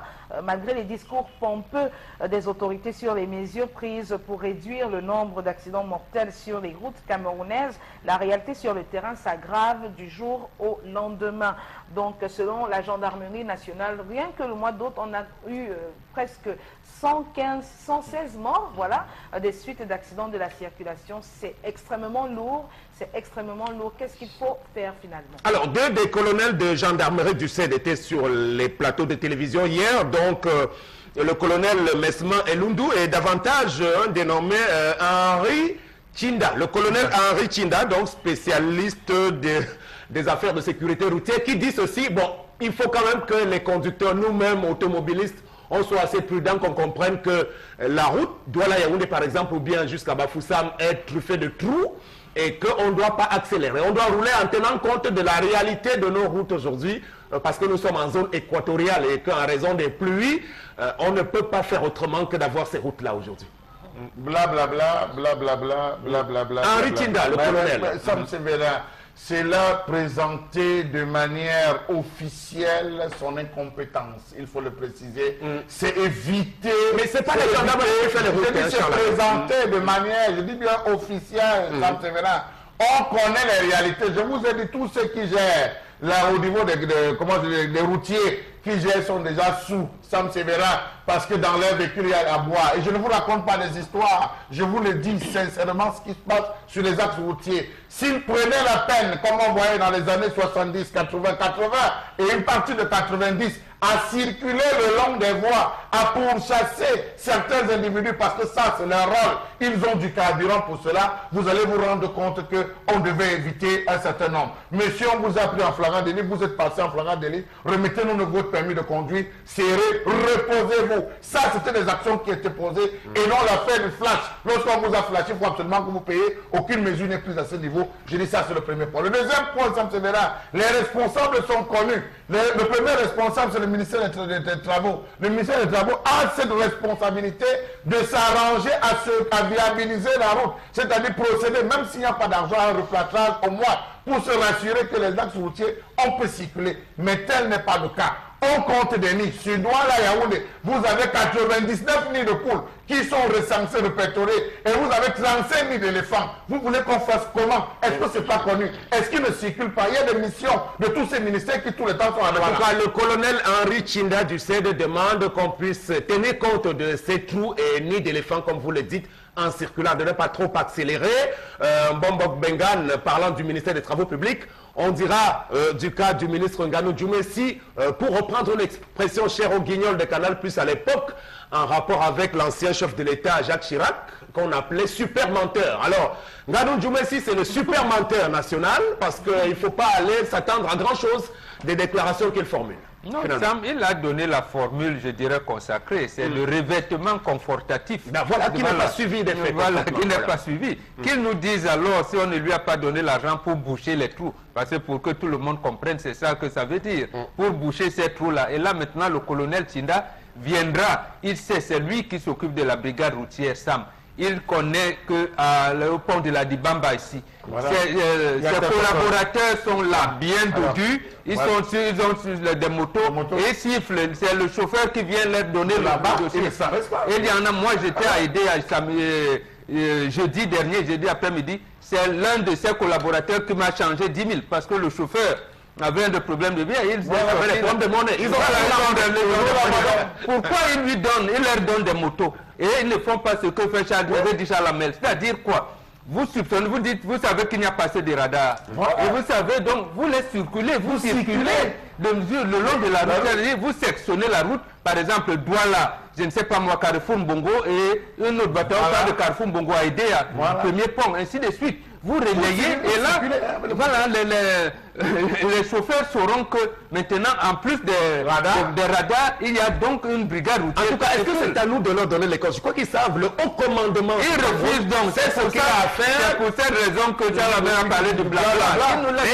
Le général de brigade de gendarmerie, Pierre-Loup Bazal, nouvellement nommé, est sur le terrain avec ses équipes ces derniers temps pour renforcer ces mesures. Ce n'est pas des points fixes, ça. Il faut être sur le terrain circuler. Tendance, les accidents encore, 17 morts au total ce week-end.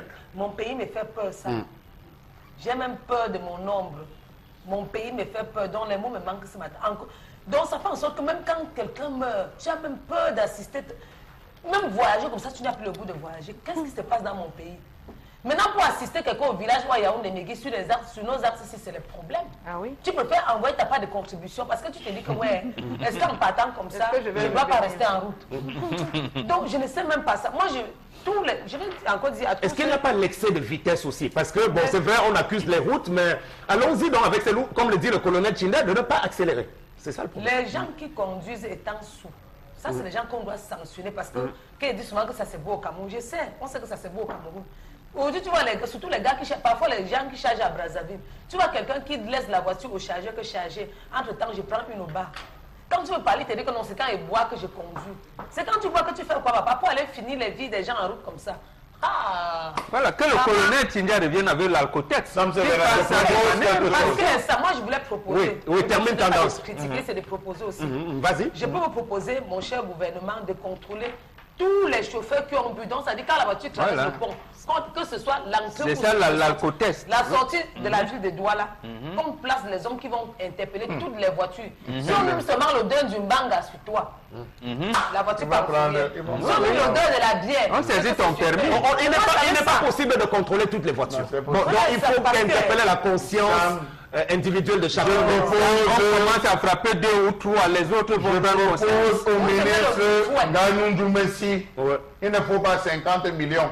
Faites des pancartes en disant ici trou, allez planter dans le trou. Vous plantez au niveau des voitures, ici un trou. Vous plantez blanc sur rouge, vous allez voir, on va éviter. Il faut mettre ces pancartes dans les trous même, en disant ici trou, vous allez voir les gens vont éviter. Là on va éviter. On va obligé d'éviter ça. On peut mettre les dos dans un peu partout. Dès qu'on roule un peu, on met les dos dans. Sinon on va. Mais là on va arriver à quel merci beaucoup. Oui, Megui. J'ai peur. Oh, ben, plus rien à ajouter. Troisième information alors. Voilà, justement, la troisième information va se rendre du côté de Bafia où les populations, plus particulièrement voilà, les chrétiens de l'église catholique là-bas sont de plus en plus surpris, sont de plus en plus subjugués par le fait que la cathédrale Saint-Sébastien soit toujours fermée. On se rappelle qu'il y a une découverte des traces de sang lundi 28 août 2017 dans l'enceinte de la cathédrale Saint-Sébastien de Bafia et aussi sur la tombe de Monseigneur Jean-Marie Benoît Bala inhumé il y a quelque temps encore. Donc selon le chancelier Jean-Marie Pelenqua et Monseigneur Bienvenu Ndiom, modérateur du diocèse de Bafia, dans le décret numéro 1/NB/17 explique qu'il s'agit d'une profanation des lieux saints. Donc la cathédrale doit être fermée parce que selon le droit, dans ces cas, l'injure faite à la cathédrale, il faut la réparer par un rite pénitentiel. Tant que ce rite n'est pas accompli, on n'y célébrera ni l'Eucharistie, ni les autres sacrements, ni d'autres actions liturgiques. Par conséquent, la cathédrale sera fermée jusqu'au retour des congés de l'administrateur apostolique. C'est vrai que toute la lumière n'a pas encore été faite au sujet de cette tragique histoire de l'ancien évêque de Bafia. On apprend que le nonce apostolique qui était en poste, Piero Piopo, serait parti du Cameroun en catimini et rappelé donc par Rome, et qu'il encourt même des sanctions graves parce qu'il n'a pas voulu faire toute la lumière sur ce cas-là. Oui. Moi, je ne sais pas, je laisse le nonce apostolique, je me tiens à ce que dit le communiqué ici. Il a parlé de rite de pénitence, c'est comme ça qu'il faut comprendre. Charles Amel et moi, on l'avait dit ici, Sam, on ne peut pas, parce qu'on parlait d'assassinat, laisser ne pas faire le deuil. Et heureusement que l'Église commence maintenant à intégrer les valeurs traditionnelles africaines, même pendant ces obsèques. Ils ont dit, ils ont fait des obsèques africaines et traditionnelles. Il fallait aller au-delà, de savoir que bon, c'est un assassinat. Il y a un rituel. Comment on va inhumer celui qui a été assassiné? C'est lui qui est même mort de noyade. C'est lui qui a été mort d'accident de circulation. Il y a ces rites et ces prêtres le savent. Ils l'ont même appris au séminaire, lorsque je parlais de la sociologie africaine. Maintenant, il ne faut pas se voiler les yeux. Qu'ils nous associent, je parle des initiés africains, notamment pour le cas ici, soit de Betty et d'Embamois, parce que la cathédrale se trouve dans l'Umbam et Nubu. Ils savent, ils vont les aider comment purifier ce lieu et surtout comment demander à Dieu que ce qu'ils appellent les assassins et les commandités soient connus. Ça ne va pas mettre long. On demande, ils associent les autorités traditionnelles d'Umbam et je pense que le prêtre est d'origine Betty. Et ils vont voir avec eux une veine de prière. Eux et les traditionnalistes de l'autre côté, les Yora vont purifier les lieux et les assassins seront connus. Tendance, on n'a donc pas fini de parler encore de cette affaire. On me dit qu'on a dit que c'est le pape qui va venir déceler. Ah, toujours dans mon pays, le Cameroun. Ce qui m'énerve encore ça, moi je voulais proposer si tous les prêtres, les marabouts, même les bonbons, pourquoi pas? Même les bonbons, si vous ne pouvez pas vous rassembler et faire les rites là et dire là-bas que, ouais, que ça ne se répète plus dans ces pays. On ne veut plus entendre qu'il y a mort d'homme, que ce soit dans la rue ou dans les églises. Ça fait quand même longtemps qu'on interpelle les bonbons traditionnalistes du Cameroun, parce que depuis que l'affaire a éclaté, Charles Amel, on ne les a pas beaucoup vus. C'est l'Église qui doit nous appeler. Non, vous pouvez quand même se soucier de ceux qui vivent votre pays et essayer d'intervenir. C'est ça le problème. Il y a un proverbe qui dit qu'on ne dérange pas un sorcier en pleine action, il peut mourir. Sam Sévérin. Vous ne connaissez quelles sont les mesures que l'Église a prises pour pouvoir résoudre ce problème, en essayant d'aller les déranger avec les réalités traditionnelles qui sont les nôtres. On peut les déranger, ils sont en pleine action. Sam Sévérin, jusqu'à aujourd'hui, on n'a pas déterminé, déjà, les conditions dans lesquelles sont décédés Monseigneur Bala, ça c'est le premier point. Les évêques ont dit on l'a assassiné, d'autres ont dit il est mort par noyade, on met à côté. De deux, est-ce qu'on a fait le rituel tel que prescrit pour ce type de mort? Est-ce que ça a été fait? Deuxième point d'interrogation, est-ce qu'on a procédé au rituel de revoir comme cela avait l'habitude de se passer? Pour avoir vu l'inhumation, je me suis rendu compte que c'est une inhumation sous fond de colère. On n'a pas respecté un certain nombre de choses. Était-ce le Monseigneur Malaki du fond, de l'outre-tombe, a essayé de sortir pour essayer d'aller revendiquer ou réclamer? Pour l'interrogation, nul ne le saura. Est-ce que c'est des individus qui sont venus pour en essayant d'apaiser ou les rituels pour couper les liens, sont venus avec le sang? De quel sang s'agit-il? Était-ce un sang d'animaux? Était-ce le propre sang de celui qu'on aurait dit peut-être assassiné?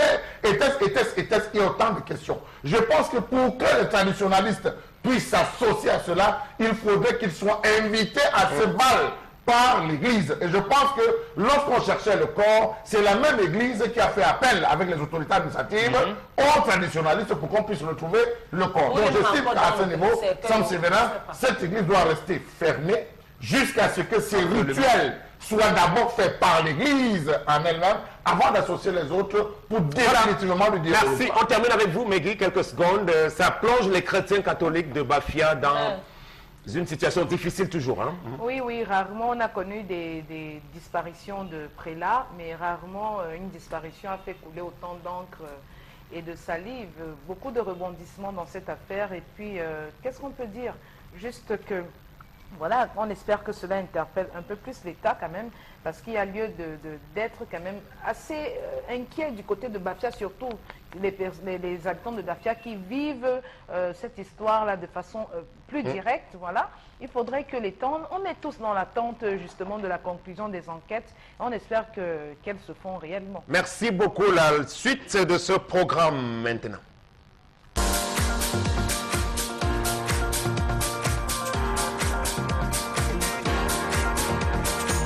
L'idée de développement de progrès dans notre pays est ceci. Bon, quand le président est allé rentrer avec le problème de la nouvelle carte d'identité, bon, on était très contents.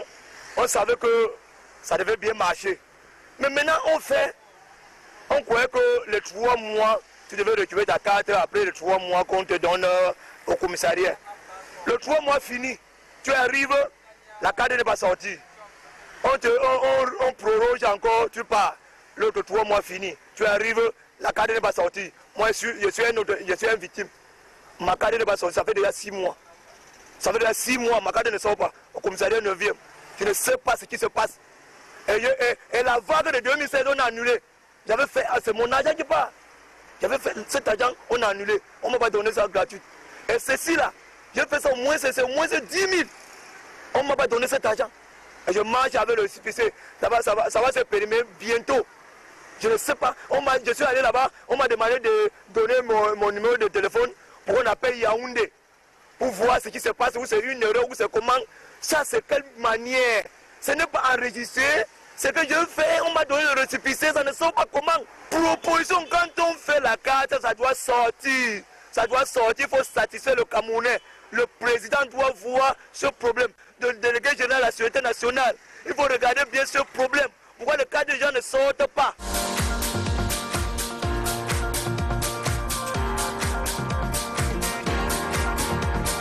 Voilà donc l'une des tristes réalités vécues par nos compatriotes aujourd'hui sur l'établissement, la procédure nouvelle mise en place pour les cartes nationales d'identité. C'est un chemin de croix hein, par l'État. Vous avez été victime vous-même. J'en suis victime. Il n'est pas seul, j'en suis victime. Chers compatriotes, on est deux. Vous n'êtes pas seulement deux, sans compter ce qu'on ne connaît pas. Oui, sans compter ce qu'on ne connaît pas. On proroge, on finit la prorogation de la prorogation. Lui, il a fait 6 mois, pour vous, ça fait... C'est 8 mois. Parce que moi, on avait même dit qu'on devait, mais on a monté jusqu'à 8 mois. Rien n'est sorti. On est en 2016, ça c'est pour 2016. 8 mois. Quand on arrive, on dit, ok, monsieur, on va vous refaire. On refait.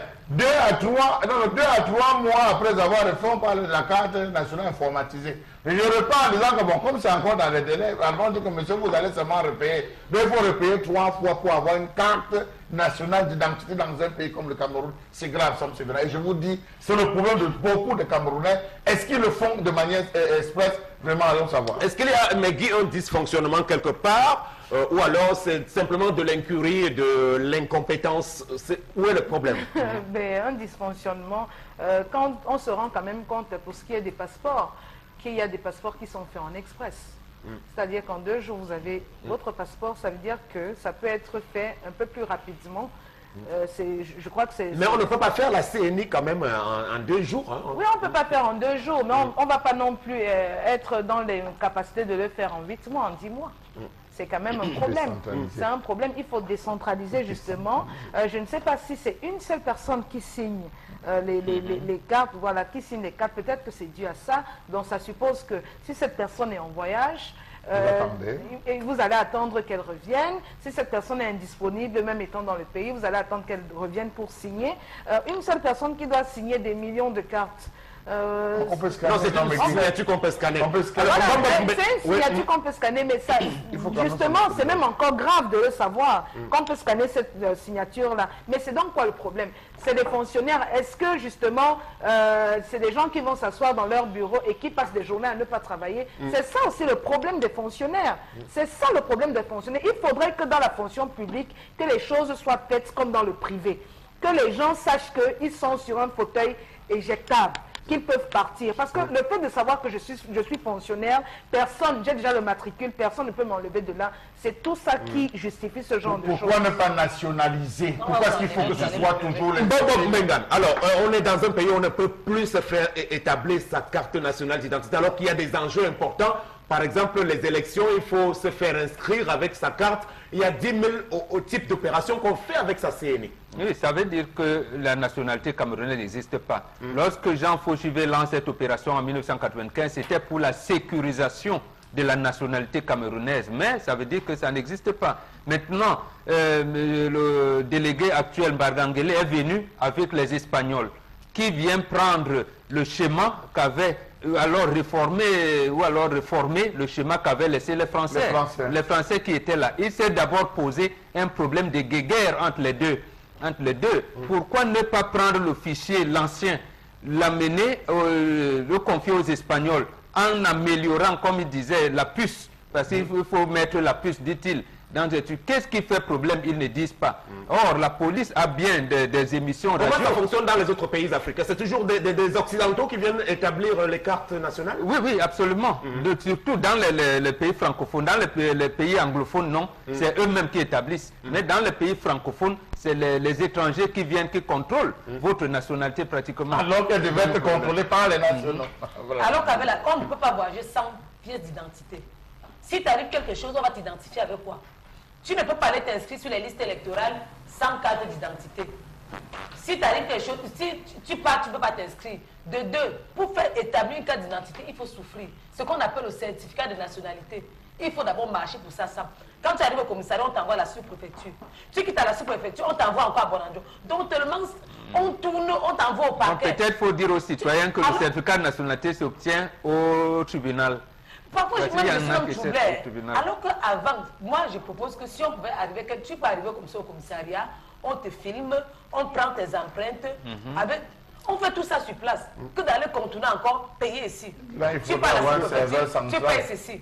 Tu remontes encore au parquet, tu repayes ceci. Nous-mêmes, nous sommes assez pauvres. Bon, très bien, tendance, moi je n'ai rien à proposer du tout. Ce sont des gens qui sont formés à leur tâche et ils sont plutôt bien outillés pour cela. Vraiment, on ne peut pas être à la place des autres. Nous, on ne sait pas tout faire, forcément. Donc, c'est pour ça qu'on fait 8 mois pour avoir sa carte. Parce qu'on ne sait pas tout faire. Non, je dis, nous, ici, sur le plateau, on ne va pas passer le temps à proposer qu'ils doivent faire ceci, cela. Il y a les transactions même à la banque, pour les gens qui ont le compte bancaire. Que tu ne peux pas faire sans tes pièces d'identité. Tout à fait. À la réunion, même pour avaliser quelqu'un, si tu n'as pas... À la réunion, même si tu vas avaliser même une adhérente ou un adhérent, s'il n'y a pas la carte d'identité, tu ne peux pas... Tu ne peux pas. Donc, on ne peut pas vivre sans pièce d'identité. Si tu sors là, la moto te renverse, ou encore tu meurs par accident, comme le Cameroun, c'est devenu un pays où chaque jour on meurt par accident, on va savoir avec quoi. Donc, voilà, mettez-vous à notre place. Merci beaucoup. C'était donc les commentaires versés au dossier de interpellation qui portait donc sur la difficile fabrication de la carte nationale d'identité. Aujourd'hui, les usagers camerounais qui trinquent là-dessus. On va donc aller prendre connaissance encore avec la crème miracle qui soigne et élimine toute forme de vergéture. Saviez-vous que 40 à 50% de la population est préoccupée par les vergetures? Heureusement, il y a Vergeture Off. Votre crème anti-vergeture fabriquée à base de plantes et de fibres naturelles. Vergeture Off favorise la régénération cellulaire, stimule la production du collagène qui restaure l'élasticité de votre peau. Et en plus, les résultats sont visibles dès le 7e jour. Avec Vergeture Off, vous ne cacherez plus jamais votre belle peau. Vergeture Off repart et protège. Vergeture Off, le miracle du cosmétique. Voilà, bienvenue, bonjour Madame Vergeture Off. Bonjour. Et un bonjour particulier à Tendance et à Meggy avec ce look très particulier que j'adore. Bonjour ma personne. Alors, vous nous présentez donc encore ce produit miracle aujourd'hui? Alors, bonjour chers téléspectateurs. Certainement, vous ne me reconnaissez pas, ou simplement parce que je n'ai pas abordé mon t-shirt Vergeture Off, mais c'est bien Madame Vergeturoff. Alors, Vergeturoff, comme son nom l'indique, Vergeturoff, c'est cette crème spéciale faite à base de plantes et de fibres qui élimine efficacement les vergetures sur l'ensemble du corps. En plus d'éliminer efficacement les vergetures sur l'ensemble du corps, elle stimule la production du collagène qui restaure l'élasticité de la peau. Elle favorise la régénération cellulaire. Elle hydrate en profondeur. Voilà, est-ce que la crème peut s'appliquer sur tout type de vergeture? Effectivement, elle peut s'appliquer sur tout type de vergetures, que ce soit les vergetures les plus anciennes ou les récentes. Elle est très efficace sur tout type de vergeture. Voilà, la suite, c'est le mode d'utilisation à présent. Aussi simple, pour utiliser Vergeturoff, il suffit simplement de nettoyer la zone à traiter. Prélevez à l'aide d'une spatule une quantité généreuse de produit que vous appliquez sur les vergetures. Frottez pendant 2 à 3 minutes par des mouvements circulaires jusqu'à obtention de chaleur. Notez bien, évitez de l'associer aux produits éclaircissants. Avant de commencer l'utilisation de Vergeturoff, prenez la peine de filmer avant et après pour mieux apprécier les résultats. Et quelles sont les personnes qui sont concernées et surtout la durée du traitement? Alors, les personnes concernées sont des personnes obèses qui ont perdu ou brusquement du poids ou alors des personnes minces qui ont pris brusquement du poids, les femmes enceintes, les adolescentes et même les hommes. Voilà, on a presque tout compris sur ce produit miracle. À présent, l'heure est venue pour vous, Madame Mariette, de nous donner les différents points de vente et rappeler les contacts. Alors, notre nouveau point de vente, c'est Maïma Bonamou Sadi. Donc, dans tous les magasins Maïma de Douala, tous les magasins Santa Lucia de Douala, tous les magasins Yacht Center du côté de Bafoussam, Agaroua au marché central, Amaro au marché central, Ngaoundéré, Bertois et Bolova, Balmayo, Bamenda, Tchan, Boya. Alors pour nous contacter, il suffit simplement de faire le 694 88 84 57, 694 88 84 57 ou alors le 676 05 10 06, 676 05 10 06 ou allez simplement sur notre site www.vergeturoff.com.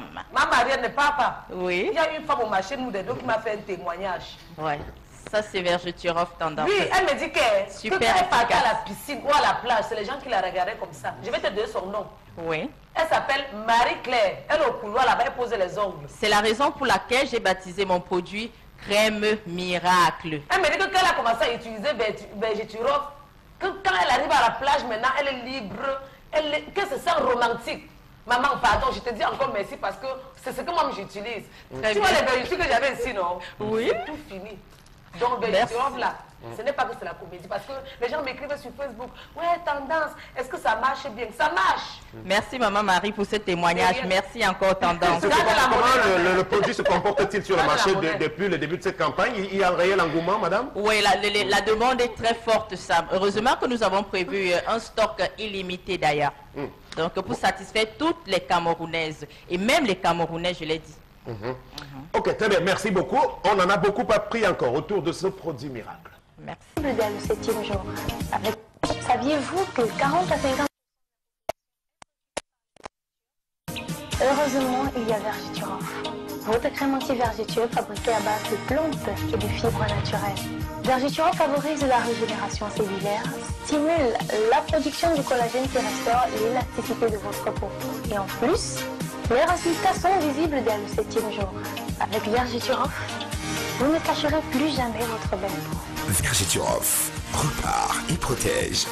Vergeturoff, le miracle du cosmétique.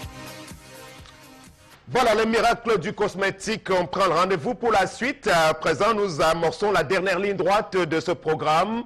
Le zénith de ces débuts de semaine. On est au beau milieu du début du mois de septembre. Un mois chargé de beaucoup de projets pour les jeunes apprenants camerounais. On va prendre quelques autres messages dans la suite de ce programme et les différents sujets qui ont été abordés tour à tour. L'histoire de tendance, la colère de Charles Hamel, mais également bien d'autres questions. Avec vous. Voilà, Colligio de Bafoussam, l'Église ne peut pas développer une ville, donc fermons les églises et ouvrons des centres de recherche technologique. Voilà. Voilà, ces églises endorment le peuple et se font énormément d'argent. Regardez ces pasteurs, vous ne les verrez jamais à pied ni dans des petites maisons. Alors, quelques raisons qui poussent les personnes incrédules dans les églises: la paresse, la recherche du gain facile, la recherche d'enfants, l'espoir d'avoir un travail, la cachette après plusieurs forfaits commis dans la vie. Et les raisons sont vraiment nombreuses. C'est Eric Kemingan. Parfois, on manque le mari, les filles qui manquent le mari, que moi à l'église, je vais trouver mon mari. Hey. Maman. Mais en matière d'argent, disons que ce n'est pas là, c'est l'apanage de ces pasteurs-là. Les pasteurs des églises traditionnelles également roulent carrosse. On a vu toutes les batailles qui ont été menées récemment au cœur de l'église évangélique du Cameroun. C'était toujours porté autour du contrôle d'importantes sommes. Bon, on dira également... Mais sauf que dans ces églises dites conventionnelles, c'est des brebis galeuses qui se servent à la source. Qui se servent à la source, c'est-à-dire c'est à l'instant des collectes, à l'instant, n'est-ce pas, où les gens font des dons qu'ils récupèrent. Mais dans ces églises de réveil... Et que là-bas c'est contrôlable. Ça veut dire que là, quand les ouailles, ils peuvent inverser un pasteur en disant vous l'avez détourné tant. Parce que chaque fois qu'on fait, il y a une association qui procède au comptage de cet argent, qui sait qu'on a déposé telle somme. Mais dans ces églises de réveil, ça va directement sur le pasteur. Donc ça ne transite pas, il n'y a pas un autre fonds. C'est le pasteur qui connaît, ça va directement dans ses caisses. Donc je pense que c'est quand on parle de crédibilité, de traçabilité, il faudrait qu'à ce niveau, c'est une traçabilité, mais beaucoup plus que les pasteurs camerounais puissent en bénéficier. On est au Cameroun. Vous avez suivi notre compatriote, nous dit qu'au Gabon, c'est les Gabonais d'abord. Merci beaucoup. On a 3 petites minutes pour accorder à notre partenaire de Grand Bazar et pour en parler, Consti Lamine. Bonjour. Oui, bonjour Sam Sévérin. Déjà bonjour à tous les clients du concept Salakaï de la société Grand Bazar Sarl qui ne cesse de courir de plus en plus dans toutes nos agences. C'est parce que ces clients ont compris qu'enfin, la vraie moto et la bonne moto, c'est la moto Linfant Turbo et surtout le vrai tricycle. Et le tricycle solide, encore appelé mini-camion, c'est le tricycle Linfant et le tricycle Bazar. Voilà donc pourquoi nous sommes donc là ce matin pour la vente de ces 2 produits-là qui vous permettront bien sûr de circuler dans de très bonnes conditions et de transporter bien sûr vos marchandises sans toutefois vous casser la tête.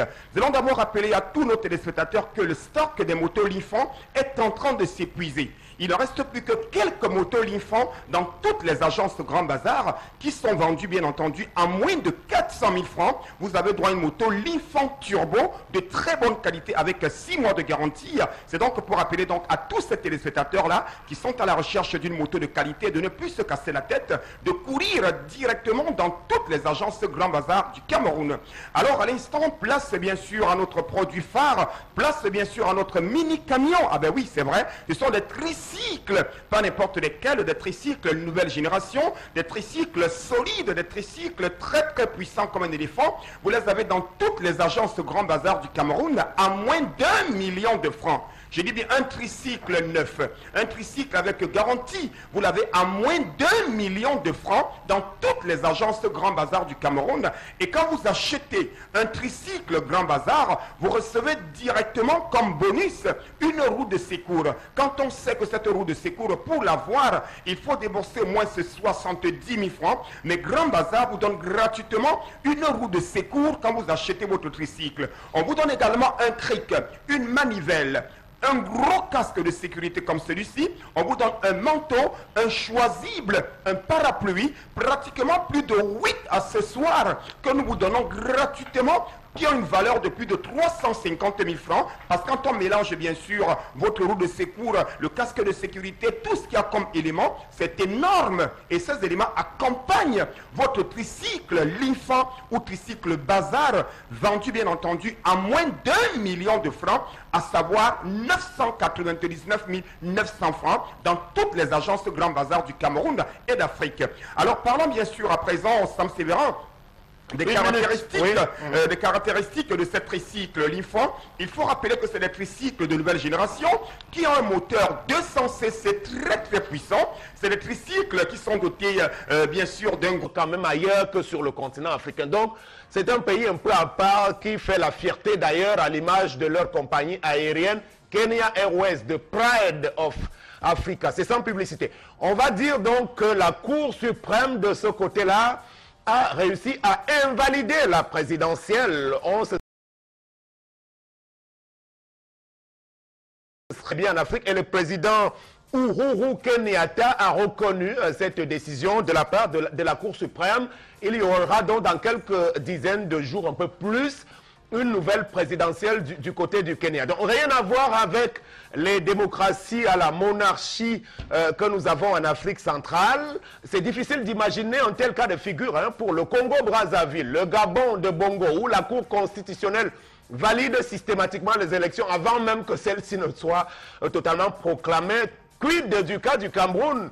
On a le souvenir du célèbre Alexis Dipandamouele, qui a tout le temps réussi à conforter les victoires présidentielles, même lorsque celles-ci n'étaient pas toujours évidentes. Donc, la Cour suprême du Kenya nous a donné ce bel exemple et à charge pour les autres institutions judiciaires des pays d'Afrique centrale de s'en inspirer un tout petit peu pour qu'on ait droit dans les mois et les jours et les années à venir à des élections et à une démocratie un peu mieux implémentée sur notre sol aujourd'hui. Et c'est ce qui fait la fierté finalement d'un pays où il est consacré le principe de la séparation des pouvoirs avec l'indépendance véritablement consacrée du pouvoir judiciaire. Merci beaucoup, c'était le zénith de ce début de semaine.